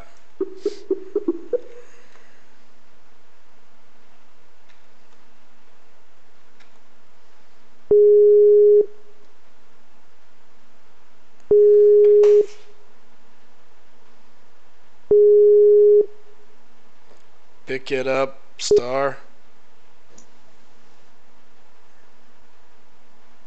Can you hear me, Star? There. There you are. Yeah, I can hear you just fine. And real quick, Chid comes back and says, "What did I miss? Got rice stuck in my nose, and it did not want to go." How do you get rice stuck in your nose? Like, I've ate a lot of different foods, but I have never got rice stuck up in my nose. Leave it to Chid to find a way to do something crazy like that. Yeah. Anyways, touching back up here on where Bulldog was at with things, so it sounds like there's a lot of stuff kind of going. I know, we've all kind of talked, kind of inside my little think tank that we've been putting together about where things are going and what we're looking forward to. I definitely find it interesting to see what it is he's talking about, where it goes, and what it brings to us. But what's your thoughts on everything, Star? I know you was talking about a couple of things earlier, so feel free to jump in. Where do I begin? Chid, I'm not sure what you were doing, but interesting. Now, by the way, welcome to the chat there, Trey. Good to see you in here again, man. So, anyway, back to you, Star. So, thoughts, opinions. Sounded like you had some, so you're up. Let's see what you got. Let's start with where Marvel is heading with its characters, because they're doing a smart thing. They're setting up each hero individually. That way we get to know them well before the Infinity War starts, which I find is extremely good because, as you said, we are going to have a lot of deaths through the movies. It's pretty obvious we're going to have a couple, and they're going to be major ones. And these next coming up movies is going to get the characters in our hearts even more. That way we get the impact as much as the rest of the characters in the series when they die. Really? You know what I'm saying? You think so? Like, in Avengers, Age of Ultron, they wouldn't have showed us, Hawkeye's family. There's no real reason unless something major is going to happen. That's the way I look at it. I don't know about that, because I think, if anything, it shows that it reminds us that he's just a guy. He's a guy running around with the greatest super team there is. Now, mind you, I say he's just a guy. He's an amazing archer, but, okay, hey, look, I can get hit by a bullet. I can die just as easily as anybody. I have no amazing armor, but I've got this cool bow and a bunch of arrows, and I just don't miss. But my weapon of choice is a bow and arrow. It's an awesome deal, but I think, if anything, it goes to show, hey, this guy's just a human. He's a normal guy. He's not a Thor. He's not an Iron Man sitting around a mansion full of money. This is an average guy that is just living life and running around with the coolest super team that there is. See, that goes farther into the theory that I'm saying. Back in Age of Ultron, it showed when he was talking, I don't know if you remember this, but the scene with his wife, and he said, "You don't think they need me?" And she goes, "I know they need you. That's what's even worse." That's showing, even though they do have all of that power, none of them are perfect. They all have faults. And I truly do think, I will make a bet with you that he will die through the series, and it's going to make a major impact on the rest of them. Sure. The problem is, by the way, welcome, Tony. Welcome. Good to see you here in the chat again. And it's actually Star here on the line with me. I don't disagree, but it's going to be kind of hard to do, considering they've already done that with Coulson. I don't think you can run the same card twice. You know what I mean? In a sense.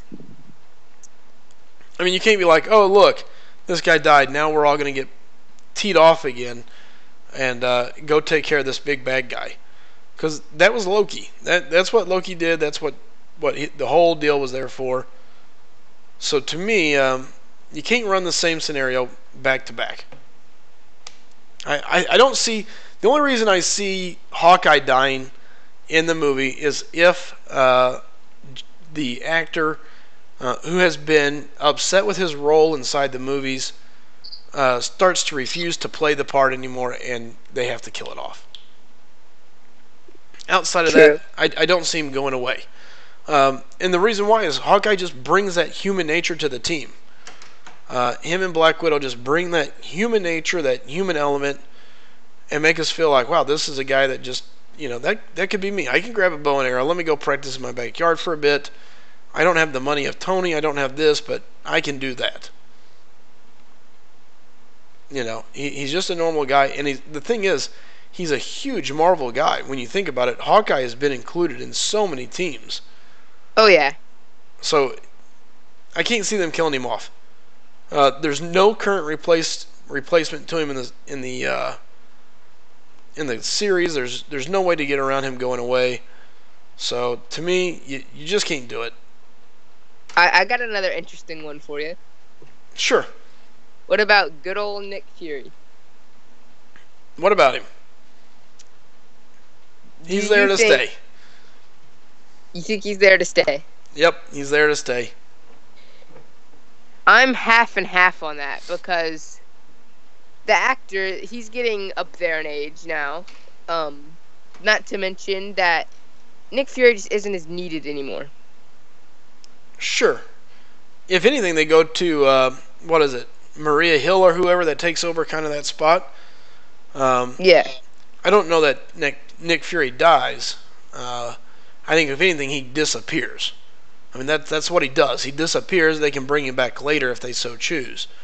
I think Jacob's right. If anybody's going to die, it's going to be Captain or Iron Man or both. And here's the thing. You could easily see both of them dying in this upcoming deal. I don't think Iron Man's going to die. And who knows? We'll see.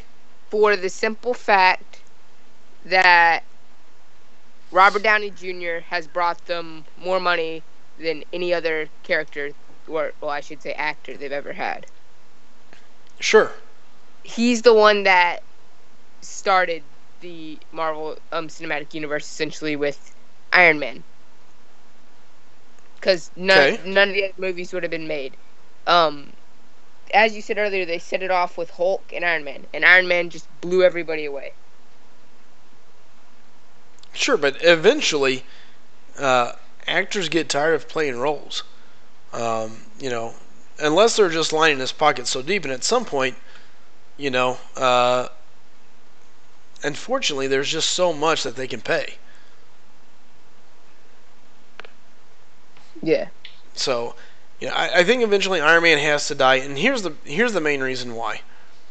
The show must go on, and what I mean by that is the Marvel universe is going to continue to grow, and they're going to continue to bring new people in and new champions or new heroes, new movies, and so eventually what happens is you can't continue using the same guys, or you know, you just don't have enough money, you don't have enough budget, you don't have enough time. Oh yeah, I agree completely to a certain extent. And going on to that, the show must go on. Do you think after the Infinity Wars are all over and we will have several deaths, that not exactly a reboot, but kind of do like what is going on with the X-Men, how they're going to the next generation? Because with Logan, you saw the next generation of the X-Men. Oh, absolutely. And for whatever reason, I'm still stuck loading here, guys. So, absolutely, they're going to use this to introduce the new heroes, the new people, and that's going to be the new people to carry the torch of the next line of Marvel movies. You know, we're going to get away from Captain America, Iron Man, and we're going to get into the Black Panther, the Miss Marvel, or Captain Marvel, so on and so forth. The Guardians, the Spider-Man. Spider-Man, I think will get worked in there. I know you're a big Spider-Man fan. I'm not a big one, but it's obvious he's going to have things coming on. And Jacob's right. You're going to start seeing the new Avengers. You're going to see new people getting worked in.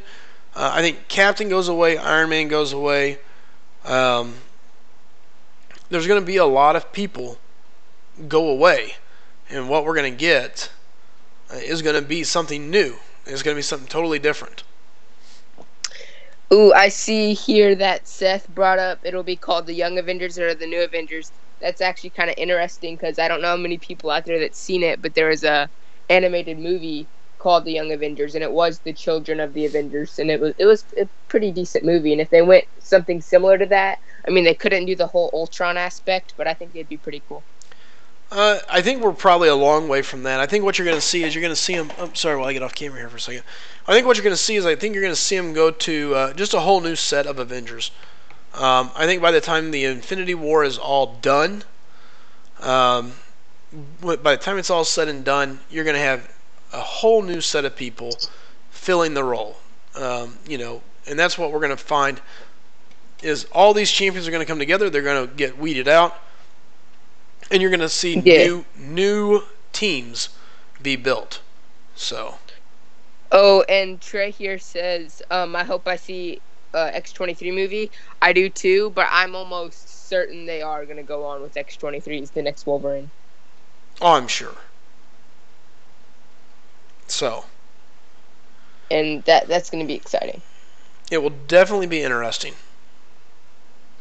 This is really driving me crazy. Why is my game just sitting here idling out? Oh, that happened. You're going to have to... exit and come back in? Out. Yeah. Ugh. And Chid, I said young or next. I did say next, but thanks for correcting me. I gotta go through all my kids' games and find it. There we go. So yeah, I think it'll be interesting to see what they do. It's definitely going to be interesting. No way to know which way they're going to go. What's up, Greg? Nice to see you in the stream. Welcome.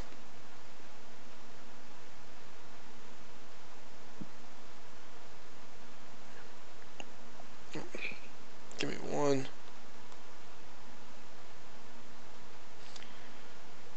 All right. So yeah, it's going to be interesting what we're going to see here, because from my understanding as well, Pepper Potts is going to be in Spider-Man. So yeah, Iron Man's going to be in there. Yeah, so there's going to be. Oh, I'm not real sure how autoplay got turned on. That was interesting. So there's definitely going to be some interesting things that they're going to be putting into Spider-Man that hopefully brings back over into the Marvel Universe as well. Yes. I really hope to see in some little part of Spider-Man Homecoming where it shows Tony Stark and Pepper Potts, because in the last movie it just showed up in Civil War, it just said they were on a break. It didn't really give a full explanation on what exactly happened, so I really hope it gives a back to that. Sure. And kind of going back here, Jacob says Black Panther and Captain Marvel being part of that new Avengers team. And also, don't forget, he is very spot on. Don't forget that Logan movie is in the far future. So, we'll see where it goes. It was 2029, wasn't it? I haven't seen it yet, so I cannot tell you. I'm almost certain it was 2099. You need to go see that. Yeah. I know you're a big X-Men fan. You're going to love it. I know, and I just haven't had a chance to go watch it. Now, just so you know. No, I know. I've got it on like 14 different ways of getting it. I just need to sit down and do it. And to be quite honest, part of the problem is a lot of my spare time. If I've got spare time, this is where I'm sitting. Yeah, I get you. So, I'm going to have to trick myself into using some of my spare time to actually watch Logan. It was good. Yeah, I'm super excited to see it. There's one little part, I'm not going to spoil it. You're going to be a little heartbroken, but it was good. It's really good. I've pretty well heard about the movie, but we'll see where it goes. So, Jacob says I should slap you, slice him. Yeah, no, I know. I'm aware that I'm way behind. I need to get it watched. And again, guys, if I've got free time, my rear end is planted in this seat, trying to stream and build this up as it goes. So, but yeah, it's definitely on my to-do list. Maybe I'll stream it one night in the background. And I can watch it on my live feed at the same time. Don't get copyrighted. Oh yeah. Hey, I'll have to put it next to me so I can look to my right. Everybody will be wondering what I'm looking at. What is he doing? Is he cross-eyed over there? Yeah, that's what it is. So. Oh, this isn't on topic, but I'd just like to know, where did you get such a goofy vocabulary, such as lemon head and weak stick? Well, so some of it comes back from whenever I played WoW. I've always tried to do my best not to keep the profanity to a minimum. I had a very large group of guys that followed me there, so I always tried to keep it as friendly as possible for all ears. So there's where just some of the words I would just kind of create, and it just was what it was. The other side of the coin, I have been in the car business since I was about 22. I've traveled a good bit. I've been from my lovely small town in southeast Missouri all the way to New Zealand to Chicago.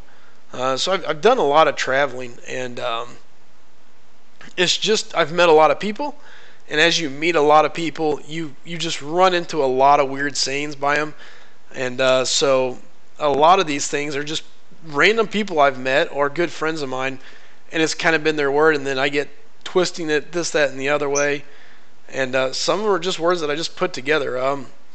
Hooker face. Oh yeah, I got you now. Yeah, hooker face was one that I used a lot in World of Warcraft, where it came from I have no idea, but there's a couple of videos of my old WoW team, and some of the audio clips are pretty hilarious. You should make a compilation of them. I'll have to go hunt down my WoW guy that recorded all of our fights. Okay, Seth, I just gotta say, I see zero chance of Thor dying. Zip. Yeah, I don't see Thor dying as well. His contract is nowhere near up, therefore they have to keep putting him in movies.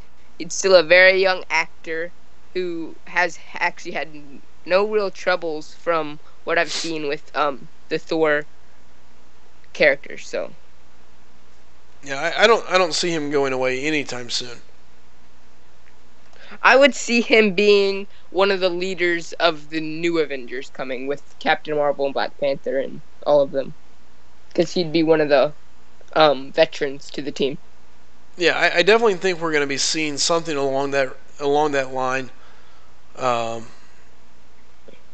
It's going to be very interesting to see what they do.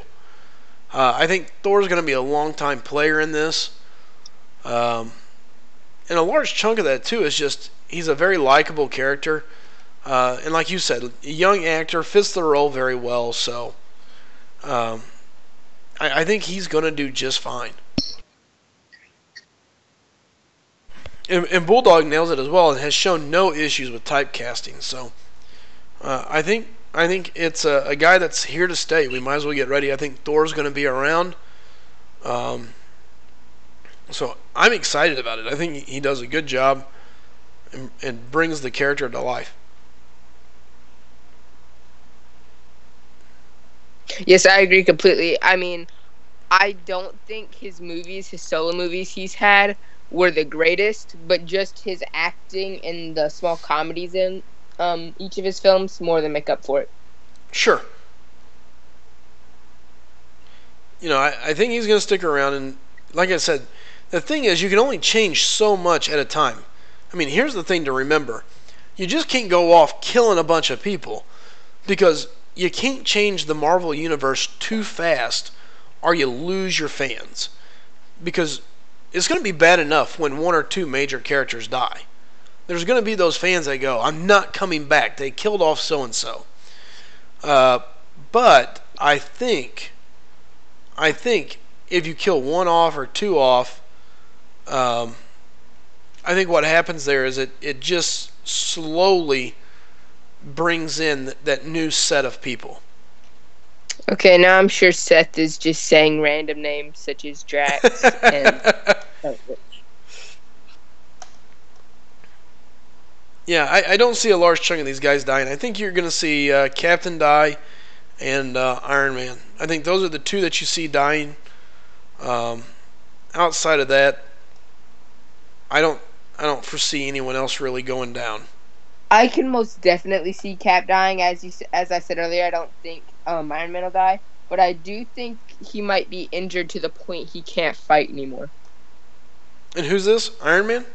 Iron Man, yes. So he couldn't fight, sure, but he could still be a teacher. Sure, or he could be at least a tech guy for him, a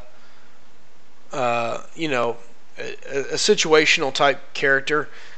Chid says if they kill Black Panther, black people will boycott Marvel. Let's keep away from racist topics, please. That's not racist. It's just true, though, and it would be situational. I mean, look, I definitely see we're nowhere near that. What we're looking at, I think, is we're going to see it. No doubt about it. I think Black Panther is set to lead and be a strong lead role in the movies coming up. The character looks awesome. They did a great job with him on film. He's not too flashy, but he's got a little bit of this and a little bit of that, and just an excellent character. I'm super excited to see him and see what they do with him. Yes, I agree. And speaking of Black Panther, I don't know if you know this, but do you know he has more powers than just his suit? Well, yeah. From my understanding, to even become Black Panther, there's a ritual of tests that has to be done, and I know that it requires basically some things up and beyond human. Yes, but even more than that, almost like how Captain America got his abilities. There's a plant in the comics. You know how Wakanda's full of vibranium, correct? Correct. There is a very small area, a patch, where the soil is completely tainted by vibranium, and a certain herb grows there, and only the Black Panther and the other elites of Wakanda can eat it, and it enhances your senses and strength and speed to a certain extent. Sure, makes sense. And yeah, see you, Bulldog. Good news that you'll be listening still. Bulldog, I'll probably get in touch with you. I do want to go over a couple of things with some ideas that I have. So be watching for line. I'll be hitting you up, man.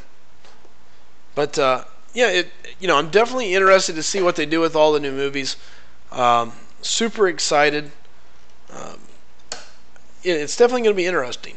And then I'm curious to see what Sony does with the life that Marvel is breathing in to the Spider-Man and how much they give back. Oh, let's get into that topic. So, as you saw in the interview with I can't think of the dude's name, but when the girl, I can't think of the names right now. I'm sorry. It's like you're a 1:30 in the morning. You're a Spider-Man nut. You should know. Come on. No, but the names here. I'll just go to the producers right now, actually. But it's funny because have you saw the interview? No. Probably not. Okay. So the two producers, it's a guy and a girl. They were getting interviewed, and 2 days before the interview, the guy tweeted out that the Venom movie has Carnage. It's a Sony production. It is in no way connected to the MCU Spider-Man. But 2 days later, in the interview, the girl stated that yes, they're connected. And if you look the expression on his face, he was clueless to what she was saying. He looked at her like she just killed all the hens in the hen house. Right. And that makes me think, is it true that he was just keeping it under wraps? 1. 2, does she want this to happen so much that if by saying it, it'll actually occur? Sure, I can see what you're saying. Or 3, is it just a ploy just to get more interested in the topic? Get more... I think the answer there is to me, I'm sure there's plenty of people that want to pound on their chest. If I'm Sony, I want to be like, hey, look, all right, we've got it figured out now. Thanks for the help. But on the same token, I want to believe as a whole they can understand, look, tying together with Marvel is not a bad thing. It's a smart business decision. And at the end of the day, they're a business. Their job is to make money. Superman vs. Green Lantern, that is Star on the phone with me here. But getting back to the point here, their job is to make money, So I think Sony's going to be smart about this. They're going to get with Marvel, continue to build this universe. And if I'm there, if I'm Sony, man, I started thinking about, hey, what is the sellback? What can I do? There's all sorts of ways to build this and build revenue. I mean, let's be honest. Their Spider-Man movies were horrible. They did not make money, and now they're going to be able to at least recoup the money and build off this. They'd be a fool not to stick with Marvel and let them help them. So I can tell you, they are not going to sell the rights of the characters back to Marvel because they did have a contract with Andrew Garfield, which, as you know, was the Amazing Spider-Man. So what they're doing by this is if they partner with Marvel, they don't have to pay him royalties for the rest of his life, which would be an extreme amount. If you know what royalties are in the movie business, it's when a movie goes awry. Yeah, okay. But this way he gets small, maybe CGI parts and voice acting until they completely cut that off and go back to Marvel. So I don't think here, like right now, they're going to go with Marvel for the simple fact they still owe Andrew Garfield his parts. So what they're going to do, more than likely, in my opinion, is they are going to make CGI very small parts of the Amazing Spider-Man with just Andrew Garfield voice acting. Sure. I mean, I can see that, I guess. Then again, I mean, is his deal not over with? No, it's not. They're still contracted with him for 2 years. Really? So if they made after Venom, because Venom's still in the making, they could possibly dish out another movie, but I don't think they are. And then after that, I think more than likely they're going to go to Marvel. So Jacob asked the question, he says, Star, did you see the interview with the first Mary Jane about what she thinks of the newer Spider-Mans? Oh, that was amazing. That was great. Have you seen it, Slice 'em? No. What part of I get stuck working all day? Well, it was a couple months ago. I'm still working. Well, okay. So basically, what she said was, all the new movies suck. Theirs is the best. The new ones are just wanting money. Wow. Yeah, she said she does not like. She hasn't even seen any of the new movies. 0. But she says ours is the best. Wow. Well, at least she's prideful in her work, at least. What part of her work was prideful? Hey, I'm just saying. She was the worst actor. She brought the movies down quite a bit in the community's opinion. Horrible acting. She didn't fit in the plot very well. The way they collaborated her with the rivalry between Tobey Maguire's character Spider-Man and what's the dude's name? The guy who played the new Green Goblin. But bad. Huh. So yes, thank you for bringing that up. That was actually pretty funny. If you get time, Slice 'em, you should watch it. If you get time. It was pretty amusing. Really? She had a little rant there. Well, good for her. Good for her. I mean, it didn't make much sense, but it was funny. That's funny. Well, listen, guys. It is now 1:30 a.m. I am probably going to be getting out of here in the next 15 minutes, so Star will continue for the next 10, then we'll close her down for 5 minutes and then get out of here. But all right, that sounds good. Oh, so, and back to the Spider-Man Homecoming interview. Kevin Feige, the producer, who tweeted out there no correlation, and then the female producer, Amy Pascal, who said in the interview they are connected. That's their names. Interesting. And again, I am horrible with the movie stars of Hollywood, so it's kind of funny. People are always like, "Oh yeah, you know that guy." I'm like, "Yeah, no, I don't know that guy." "Oh well, no, so and so." "Yeah, I don't know so and so either." See, I know the names of the main actors, such as the first Spider-Man was Tobey Maguire, the second one was Andrew Garfield, and the new one is Tom Holland. But I don't go as far as to look at like who directed it, like John Watts, or produced it, or the screenplays, or any of that. Sure. So yeah, no, I'm not the best at all that, but hey, I do know that I love all the X-Men movies, even though they got jacked up. I really wish they would have done a better job with them. I feel at least now they're starting to get them back on path. Unless they come out with another one that's connected to the First Class, Days of Future Past, Apocalypse, that group, because that will mess up the order again. Correct, but, well, not necessarily. We'll see how it all plays out.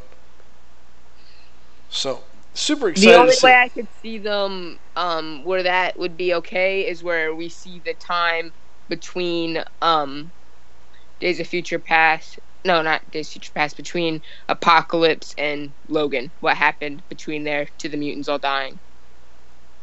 Sure. Well, I'd have to sit down and relook at the X-Men timeline. What's up, Adam? Good to see you in here again, man. And Uncle Seth, yeah. Give me a second here. As you can tell, I just got waxed. Not really paying attention. Now I gotta beat him. So you're up, Stark. Go ahead. Slice, I'm gonna ask you before I talk about this.